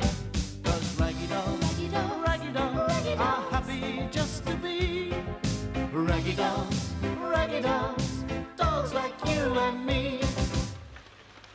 One hot night in August, there was a great storm. Rain pounded on the roof of Mr. Grimes' toy factory. Lightning flashed, thunder rolled, and the Raggy Dolls thought they would never get to sleep. I'm stifling, Groaned Sadsack. I'm frightened. Whispered Lucy. I wish this thunder would stop. Thunder can't hurt you. Count between the claps, said Hi-Fi. That tells you how many miles away it is. 1, 2, 3, began Back to Front. 4, 5, 6. It was like counting sheep. Very soon, all the Raggy Dolls were fast asleep. When they woke up next morning, the storm was over. The sky was bright blue and a beam of sunshine streamed straight into the reject bin. All the raggy dolls wanted to be out in the fresh air, even Sad Sack. I suppose a walk might be a good idea, he admitted. Let's go and see Pumpernickel, said Lucy. It must have been scary being a scarecrow last night. You're telling me, agreed Back to Front. So, after breakfast, they all set off through the fields to visit Pumpernickel. The grass felt cool and pleasantly damp underfoot. Birds sang in the hedges, bees buzzed, and butterflies danced in the summer air. Isn't this fun? Cried Lucy. Shh, said Dotty. Listen. Moo. Oh dear, is it lions? Whispered Lucy.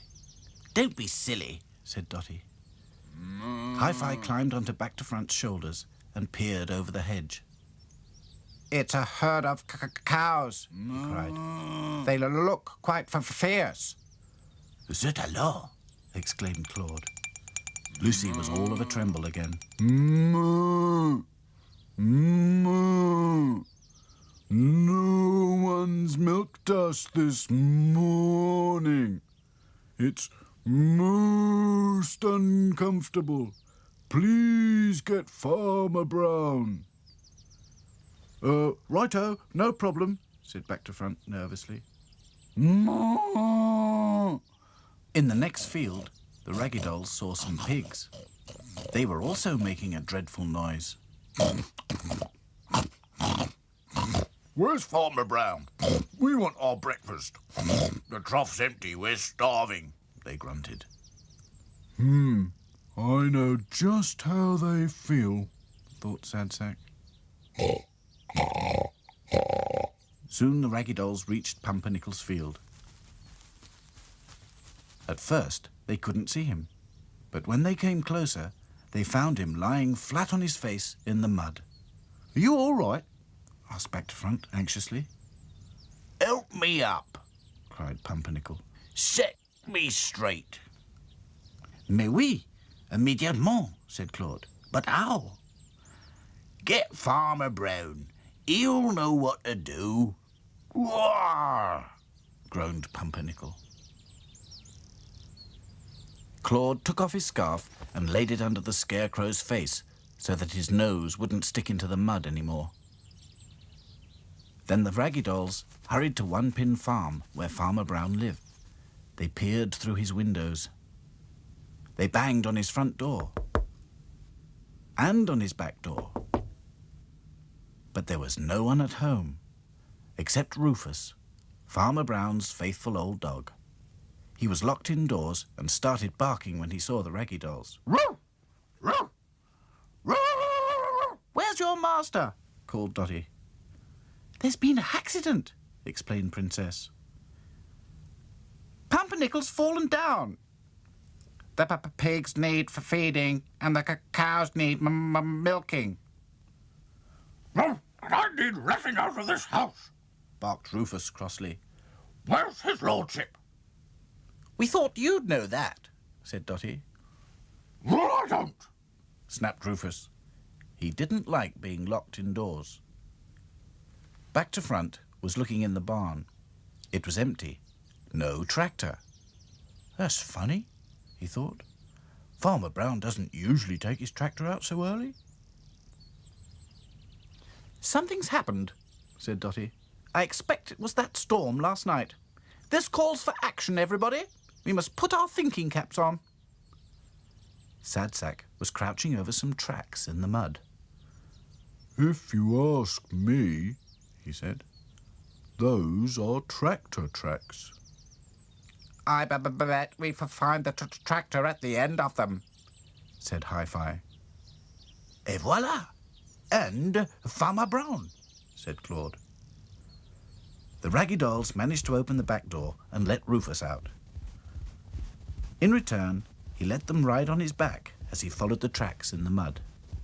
Giddy up. Attaboy. Search, Rufus. Farmer Brown was in desperate trouble. Last night, he'd been driving home in his tractor when the storm broke. In no time at all, the lane had turned into a river of mud. It looked as if there was a landslide ahead. So he climbed down to investigate, and before he knew how it happened, he slipped down a steep bank and found himself at the bottom of an old mine shaft. Lucky to be alive. Help! Called Farmer Brown. He'd been calling for help all night, but no one had heard him. Help! Help! Shh! Do you hear what I hear? Help! Asked Dotty. Rufus ran to the edge of the shaft and began barking.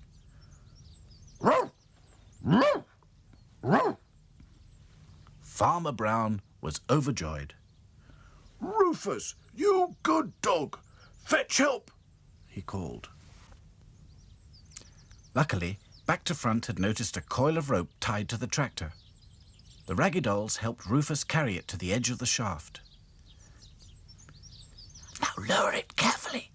Whispered Dotty. No problem. Back to Front whispered back. Oh no! There isn't enough rope to reach him, Thought Sad Sack. But there was. Only just. Rufus barked and barked as Farmer Brown began pulling himself up the slippery bank. Let us hide, my friends, whispered Claude. We don't want him to see us, agreed Lucy, so the Raggy Dolls crept into the trailer and hid under some old sacks. Presently, they heard Farmer Brown saying, Clever old Rufus! Fancy remembering that rope! You deserve a medal. And then the tractor engine started up and the trailer began jolting on its way. It's not fair, said Sad Sack. Back to Front found that rope. He should get the medal, not Rufus. I don't mind, said Back to Front. Farmer Brown's safe and we're on our way home again. That's what matters. Well said, said Dotty. As soon as he'd had some breakfast, Farmer Brown was out in his fields again, milking the cows, feeding the pigs, and seeing to Pumpernickel. Oh dear, said Princess, I've just remembered something. Claude's scarf, cried Lucy. Oh, c'est la vie, said Claude. It is of no importance. In the factory, there is another whole box of them. For once, that scarecrow will look, how you say, très élégant. Farmer Brown didn't know where Claude's scarf had come from. He stuck it in Pumpernickel's pocket, and for a scarecrow, Pumpernickel did look unusually smart.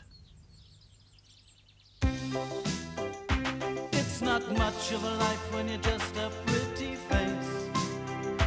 Just to be whoever you are is no disgrace. Look around and you will find people of every kind, like the Raggy Dolls, Raggy Dolls, Raggy Dolls, Raggy Dolls, dolls like you and me. Raggy Dolls, Raggy Dolls, Raggy Dolls, Raggy Dolls, made him perfectly. So if you're not at ease with your knobbly knees and your fingers are all fuzz, stand on your two left feet and join our Raggy Doll chums. 'Cause Raggy Dolls, Raggy Dolls, Raggy Dolls Raggy are Dolls, happy just to be Raggy Dolls, Raggy Dolls, dolls like you and me.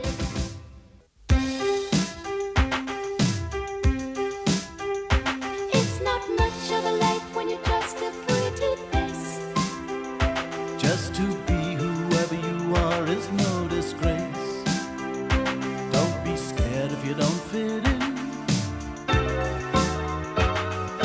Look who's in the reject bin. It's the Raggy Dolls, Raggy Dolls, Raggy Dolls, Raggy Dolls, dolls like you and me. Raggy Dolls, Raggy Dolls, Raggy Dolls, Raggy Dolls, made him perfectly. So if you got a bump on your nose or lumps on your toes, do not despair. Be like the Raggy Dolls and say I just don't care. 'Cause Raggy Dolls, Raggy Dolls, Raggy Dolls Raggy are Dolls, happy just to be Raggy Dolls, Raggy Dolls, dolls like you and me. It was the morning of Christmas Eve. The Raggy Dolls woke up early. There was a brightness in the air, and when they looked out of the window, they saw that it was snowing. Great white flakes floated down from the sky and settled. First, the snow lay like a thick white sheet over everything. Then it became a thick white blanket. It lay along the twigs and branches. It gathered on the tops of walls and windowsills. The bushes were covered in it, and Mr. Grimes' delivery van, parked in the factory yard, looked like a huge white tortoise. Isn't it exciting? Exclaimed Princess. No, said Sad Sack. It's freezing cold. Oh, buck up, snapped Dotty. Where's your spirit of adventure? Let's go tobogganing. Fantastic idea, Agreed Hi-Fi. Dangerous, if you ask me, Muttered Sad Sack. But no one paid him any attention. We'd better wrap up warm, Said Dotty. So they all put on boots and gloves and scarves. Back to Front found some sacking in the workshop, which he cut up in squares for overcoats, and they used string for belts. That'll keep out the cold, Said Dotty. We all look like Sad Sack now, Giggled Lucy. Yeah, Sacky Dolls, not Raggy Dolls, Chuckled Back to Front. Now all we need is a toboggan, Said Dotty. We haven't got one, so that's that, Thought Sad Sack. But Hi-Fi borrowed a tray from the canteen. Allons, let us go, said Claude impatiently. He couldn't wait to start tobogganing. That is what they do in France, you know, in the Alps, he explained. Winter sports, it's called, said Dotty. Come on, chaps. Where are we going? Asked Lucy. Rose Hill, Said Dotty. It is not the Alps, but it is the highest hill in these parts, agreed Claude. Hi-Fi, Back to Front, and Claude carried the toboggan tray between them. I just hope somebody knows how to toboggan, Thought Sad Sack. He turned his head this way and that. Wherever he looked, it looked the same. Snow, snow, and more snow. I wish I was back in bed. The other Raggy Dolls were enjoying their adventure. Up, up, up we go, trudging onwards through the snow, sang Princess. Rose Hill was very steep, and the snow had covered all the paths, but no one minded, except Sad Sack.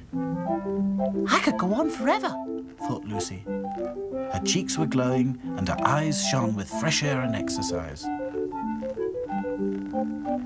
The Raggy Dolls marched uphill, up and up, climbing higher all the time. At last, they reached the top. Here we are. Well done, said Dotty. They all stopped and looked around.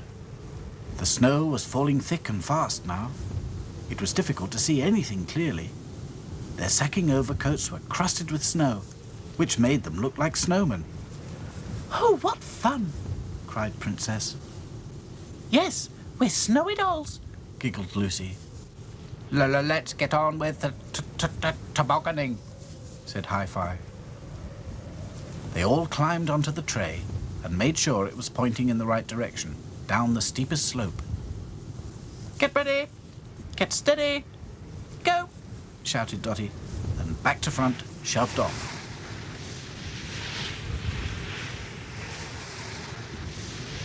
whee! Cried all the Raggy Dolls as they raced down the slope. The tray gathered speed, faster and faster. Sad Sack shut his eyes and hoped for the best. He felt quite seasick. Whee! Down, down, and down they raced. Watch out! Screamed Lucy. There was a tree ahead. Lean over! Cried Dotty. So they all leaned, and the tray swerved round the tree and rushed on. There was no way of stopping it now. Down, down, down. Now all the Raggy Dolls felt seasick. Would they ever stop? The raggy dolls opened their eyes and saw that they had landed in a big snowdrift near some gates. Only half the railings were showing above the snow, but through them they saw a big house with lighted windows. "It's Rose Hill Hospital," said Dotty. I could do with a nice warm bed and a bit of nursing myself, thought Sad Sack. At that very moment, Matron was looking out of her window. Mr. Grimes had promised to send a parcel of toys for her children's ward in time for Christmas, but they hadn't arrived yet. Matron picked up the telephone and heard Mr. Grimes's voice on the other end. Hello? Is that Rose Hill Hospital? I'm afraid, due to circumstances entirely outside of my control, the van has been unable to make any deliveries today. There's thick snow everywhere. We'll have to wait until the roads are clear. I'm ever so sorry. "I quite understand," said Matron. "But the children will be very disappointed," she thought, sadly.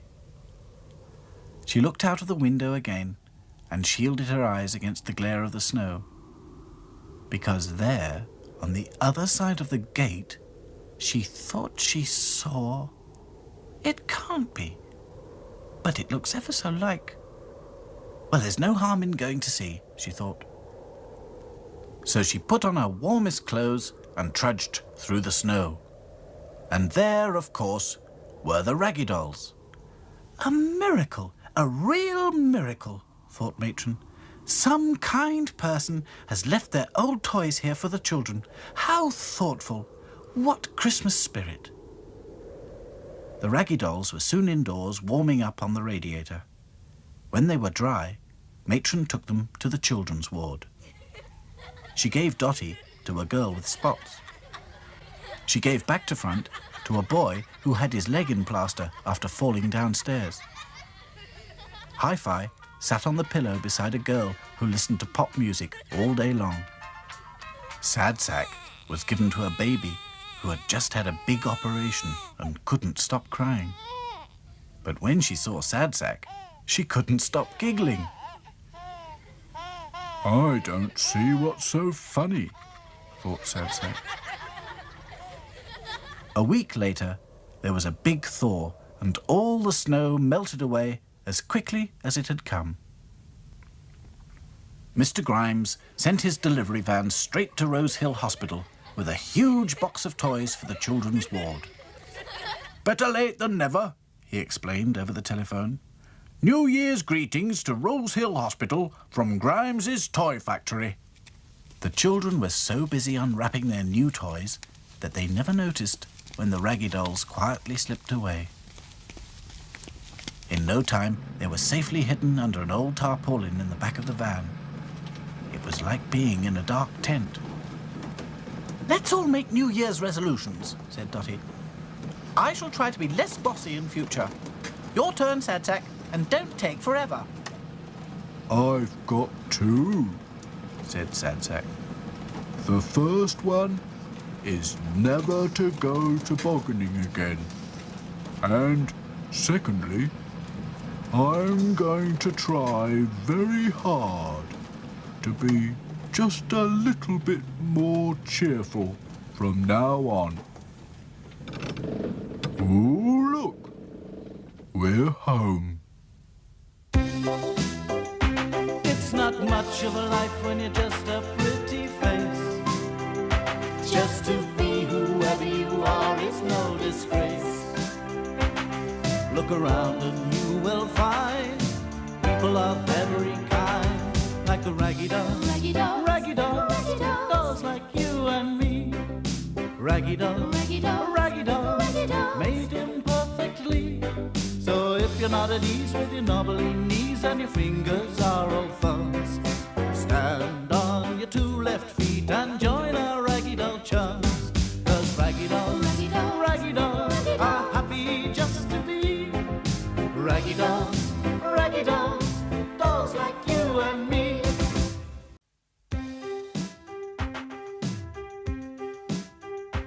It's not much of a life when you're just a pretty face. Just to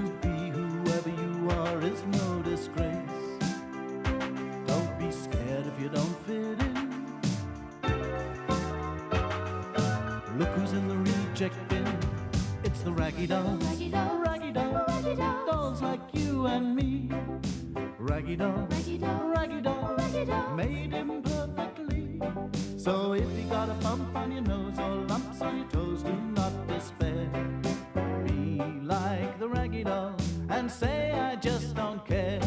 'Cause raggy dolls, raggy doll, raggy doll, raggy doll are happy just to be raggy dolls, dolls like you and me.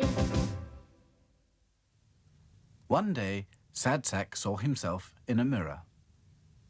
Why am I in the reject bin? He said. I look all right to me. We're all rejects for different reasons, explained Dotty. They spilt paint on me, and they stuck back to front's head on the wrong way round. Lucy's arms and legs aren't fixed properly, and Hi-Fi's wired up wrong. That's why he crackles. They ran out of material when they were making me, said Princess. That's why I've been finished off with odds and hens. But I agree, there's nothing wrong with Sad Sack. Ah, not to you and me, explained Dotty. But Sad Sack was a sample. There's only one of him. I heard Mr. Grimes say he'd cost too much to copy because he uses up too much sacking and stuffing. With me, said Claude, all is okay. Absolument nothing wrong. Why are you a reject, then? Asked Sad Sack. Because I fell out of a hole in the packing box when they sent my friends to France, explained Claude. He went to the window and stared out, as if he could see France in the distance. Hi-Fi was listening hard to something on his headphones. He took them off and turned up the volume so that they could all hear what was being said. Salut, bonjour. This week is French Week at Bunce's Emporium. Buy French, think French, look French. Fashions, food and wine. Feel the magic of gay Paris when you shop at Bunce's Emporium. Salut, bonjour. This week is French Week at... Listen to that, crackled Hi-Fi. What are we waiting for? Cried Dotty. Come on, Claude. We must go to Bunce's immediately. It's just what you need to cheer you up. The Raggy Dolls took care not to be seen as they entered town. When they reached Bunce's Emporium, they slipped in unnoticed. There were French flags everywhere. In the entrance hall was a model of the Eiffel Tower, and loudspeakers were playing French music to put shoppers in the right mood. Claude began to perk up immediately. Even Sad Sack looked interested. First they went to the food department. On the counter were free samples for tasting. Slices of French bread with garlic, cubes of goat's cheese coated in pepper, and glasses of red wine. Oh la la, exclaimed Claude. Excusez-moi. All eyes were on the assistant, who had started cooking something in a pan. What's she doing? Asked Sad Sack. Making crepes, whispered Dotty. Looks like a pancake to me. Silly. Crepe means pancake in French, explained Dotty.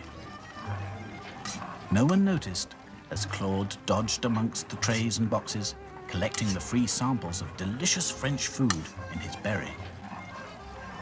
The assistant fried the crepe on one side, then she tossed it up in the air and caught it neatly again in her pan. Suddenly, a little girl in the crowd saw Claude. Oh, look, Papa, She said, a French doll. Can I have him, please, please? "Who heck?" cried Lucy. Someone's got Claude. What do you mean he's not for sale? The girl was asking. He was on the counter, Said her father. Well, I don't know how he got there, sir, said the assistant. Perhaps you'd better take him to the toy department. They'll know what he costs. Oh, yes. Come on, Papa, said the girl eagerly. It wasn't a comfortable journey, but Claude didn't mind. The girl had called her father Papa. Perhaps she was French. French children call their father Papa. Perhaps they'd buy him and take him to France. The toy department was on the 4th floor. They went up in a lift, which made Claude feel airsick. Oh la la, I suppose I must get used to it, he thought. Soon I shall be on an aeroplane to France. The toy department was having a French week too. One assistant was selling clockwork French poodles.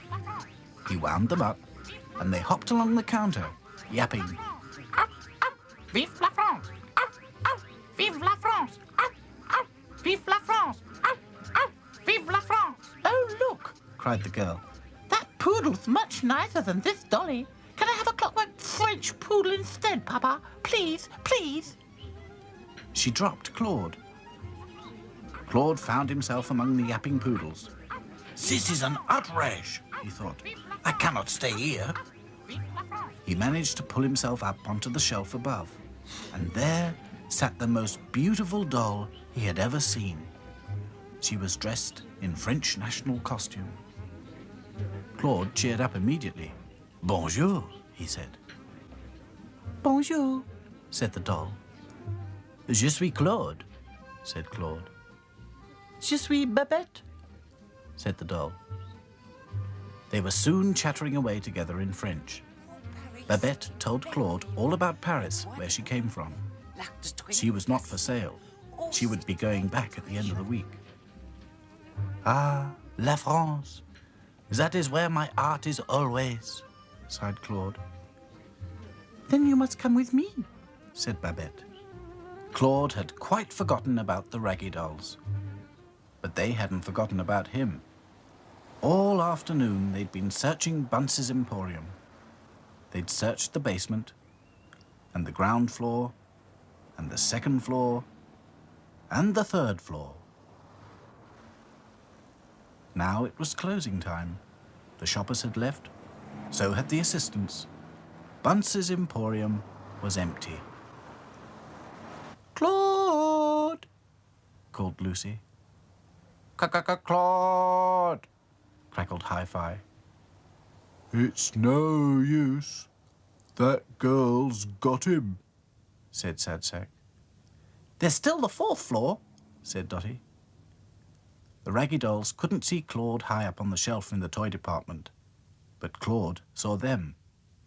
They looked very small down there. Oh, ho, ho, ho. Goodness gracious, laughed Babette. Look at those ridiculous creatures down there. They must be rejects. Did you ever see anything so funny? The raggy dolls were almost out of sight. One of them has his head stuck on the back to front. Laughed Babette. And one of them looks like a sack of potatoes. And one of them is made of bitten. Oh, Claude, where are you going? Excuse me, said Claude, but there's something I have forgotten. Au revoir. Bon voyage. The raggy dolls were very surprised when they got home that night to find Claude waiting for them in the reject bin. They'd taken a long time coming home because they were very tired. But Claude had run all the way. Oh, Claude, we thought we'd lost you forever, cried Lucy. Yes, ever and ever, agreed Princess. Oh, you do not lose me so easy, said Claude. He took off his beret and showed them the goodies he'd collected at the food counter. A sugared almond, and a slice of sausage, and a piece of real French croissant. Well done, said Dotty. We can have a midnight feast to celebrate your return. What a good idea, thought Sadsack. but how did you escape from those people? Asked Hi-Fi. Claude sighed. Ah, mes amis, or as you say, my friends, it is a long story. And I have learned one thing. When you have good friends, home can be anywhere in the world. Vive les raggy dolls! It's not much of a life when you're just a pretty face. Just to be whoever you are is no disgrace. Look around and you will find people of every kind, like the raggy dolls, Raggy dolls, raggy dolls, raggy dolls, dolls like you and me. Raggy dolls, raggy dolls, raggy dolls, raggy dolls, made imperfectly. not at ease with your knobbly knees and your fingers are all fuzz. Stand on your two left feet and join our raggy doll chums. 'Cause raggy dolls, raggy dolls are happy just to be raggy dolls, dolls like you and me.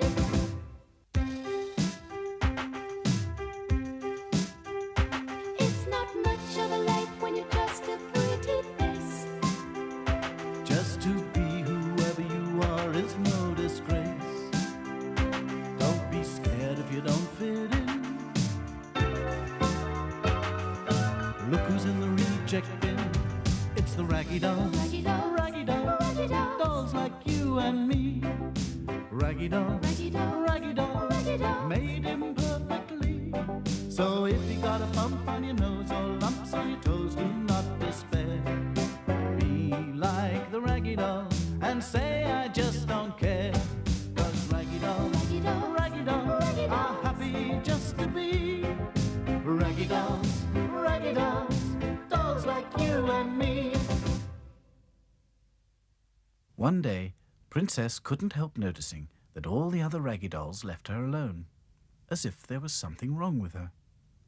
"Excusez-moi," said Claude, "but I cannot talk with you now." He headed off in the direction of the canteen. Lucy was in the workshop. So was Hi-Fi. When they saw Princess coming, they shut the door and locked it. Even Dotty was behaving mysteriously. She knocked on the workshop door and whispered, "It's me, Dotty. Open up." The door opened a crack, and Dotty slipped inside. Then Princess heard the key turning again in the lock. She couldn't understand it. She looked out of the factory window and saw Sadsack plodding off through the snow. Where was he going with a ladder under his arm on a Sunday morning? At lunchtime, only Back to Front turned up. And as he faced the wrong way, he wasn't the easiest raggy doll to talk to. I was wondering," said Princess, "whether anything's the matter." No, why should it be?"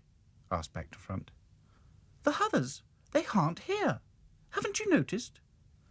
Well, it's nice to be on your own sometimes, isn't it?" said Back to Front.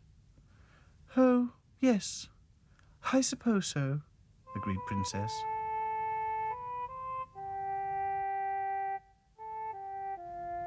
Sadsack trudged through the snow till he came to Hunter's Wood.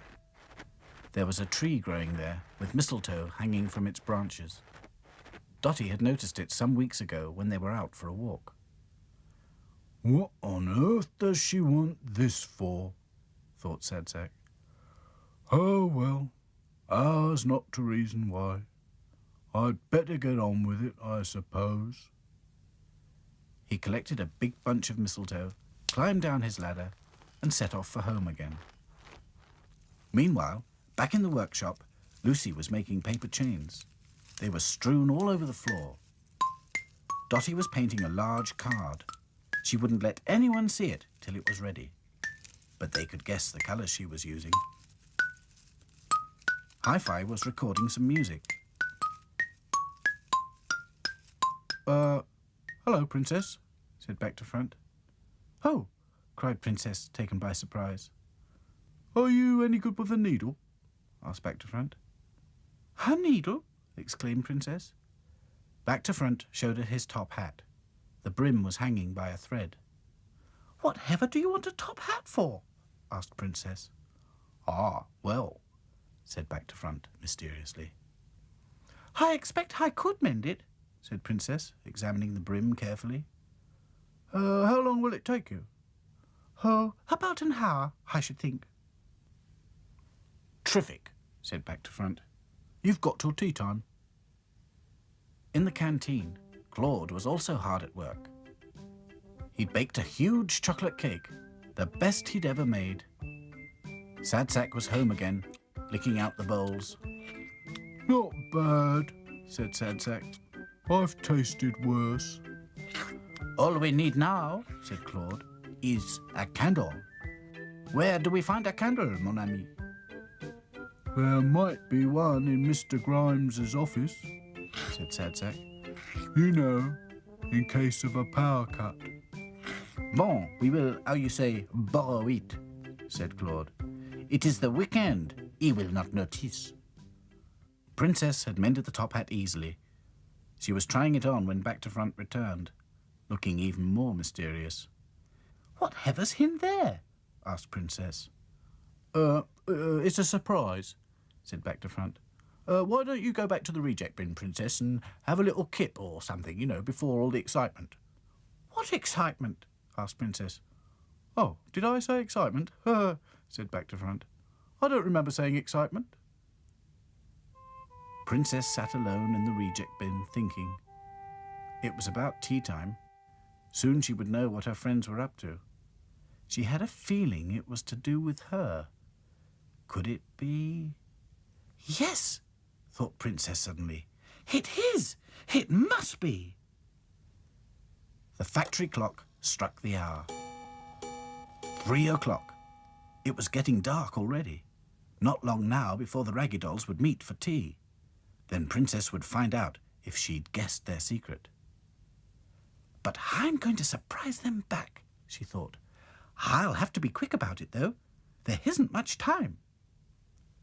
Then Princess did a strange thing. She made sure she was alone. Then she went to the window and opened it and called very softly into the darkness.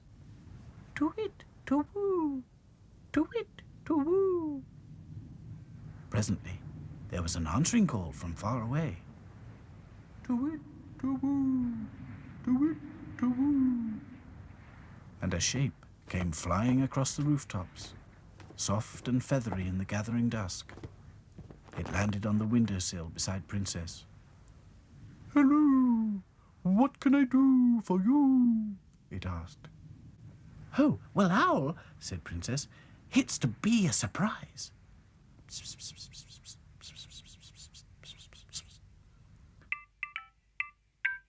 Hi-Fi had recorded the accompaniment on his headphones.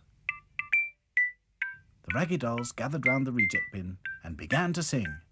Ready, everybody? 1, 2, 3. Happy Bean Day to you. Happy Bean Day to you. Happy Bean Day, dear Princess. Happy Bean Day to you. Then Claude produced his cake, with Mr. Grimes' candle on it. 1 candle because you arrived 1 year ago, explained Dotty. You're the youngest. Sad Sack came first. He was alone for ages and ages. Ages and ages.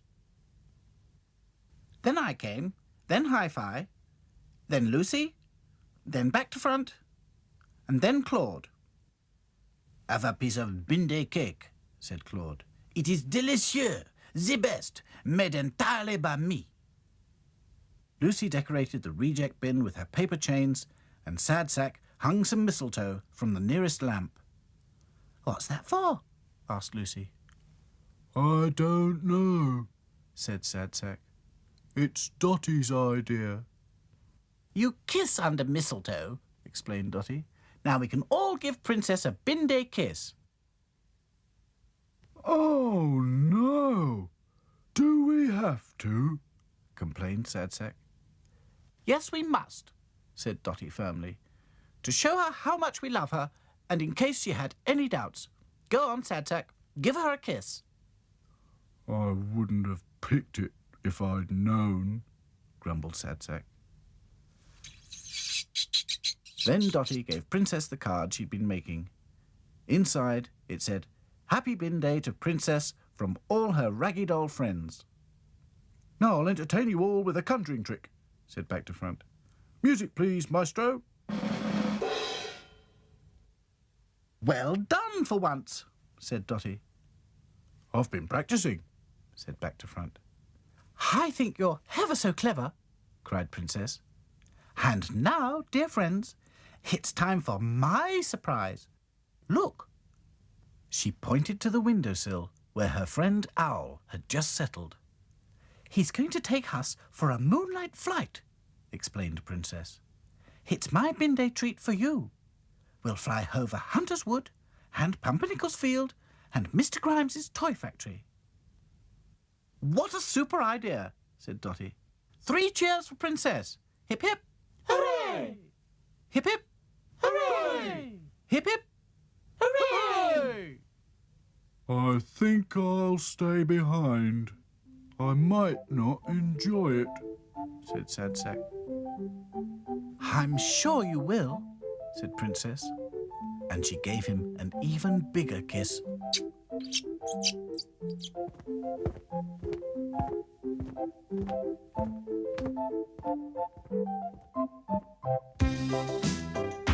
It's not much of a life when you're just a pretty face. Just to be whoever you are is no disgrace. Look around and you will find people of every kind, like the raggy dolls, Raggy dolls, raggy dolls, raggy dolls. dolls like you and me. Raggy dolls, Raggy dolls, raggy dolls, raggy dolls. made imperfectly. So if you're not at ease with your knobbly knees and your fingers are all fuzz,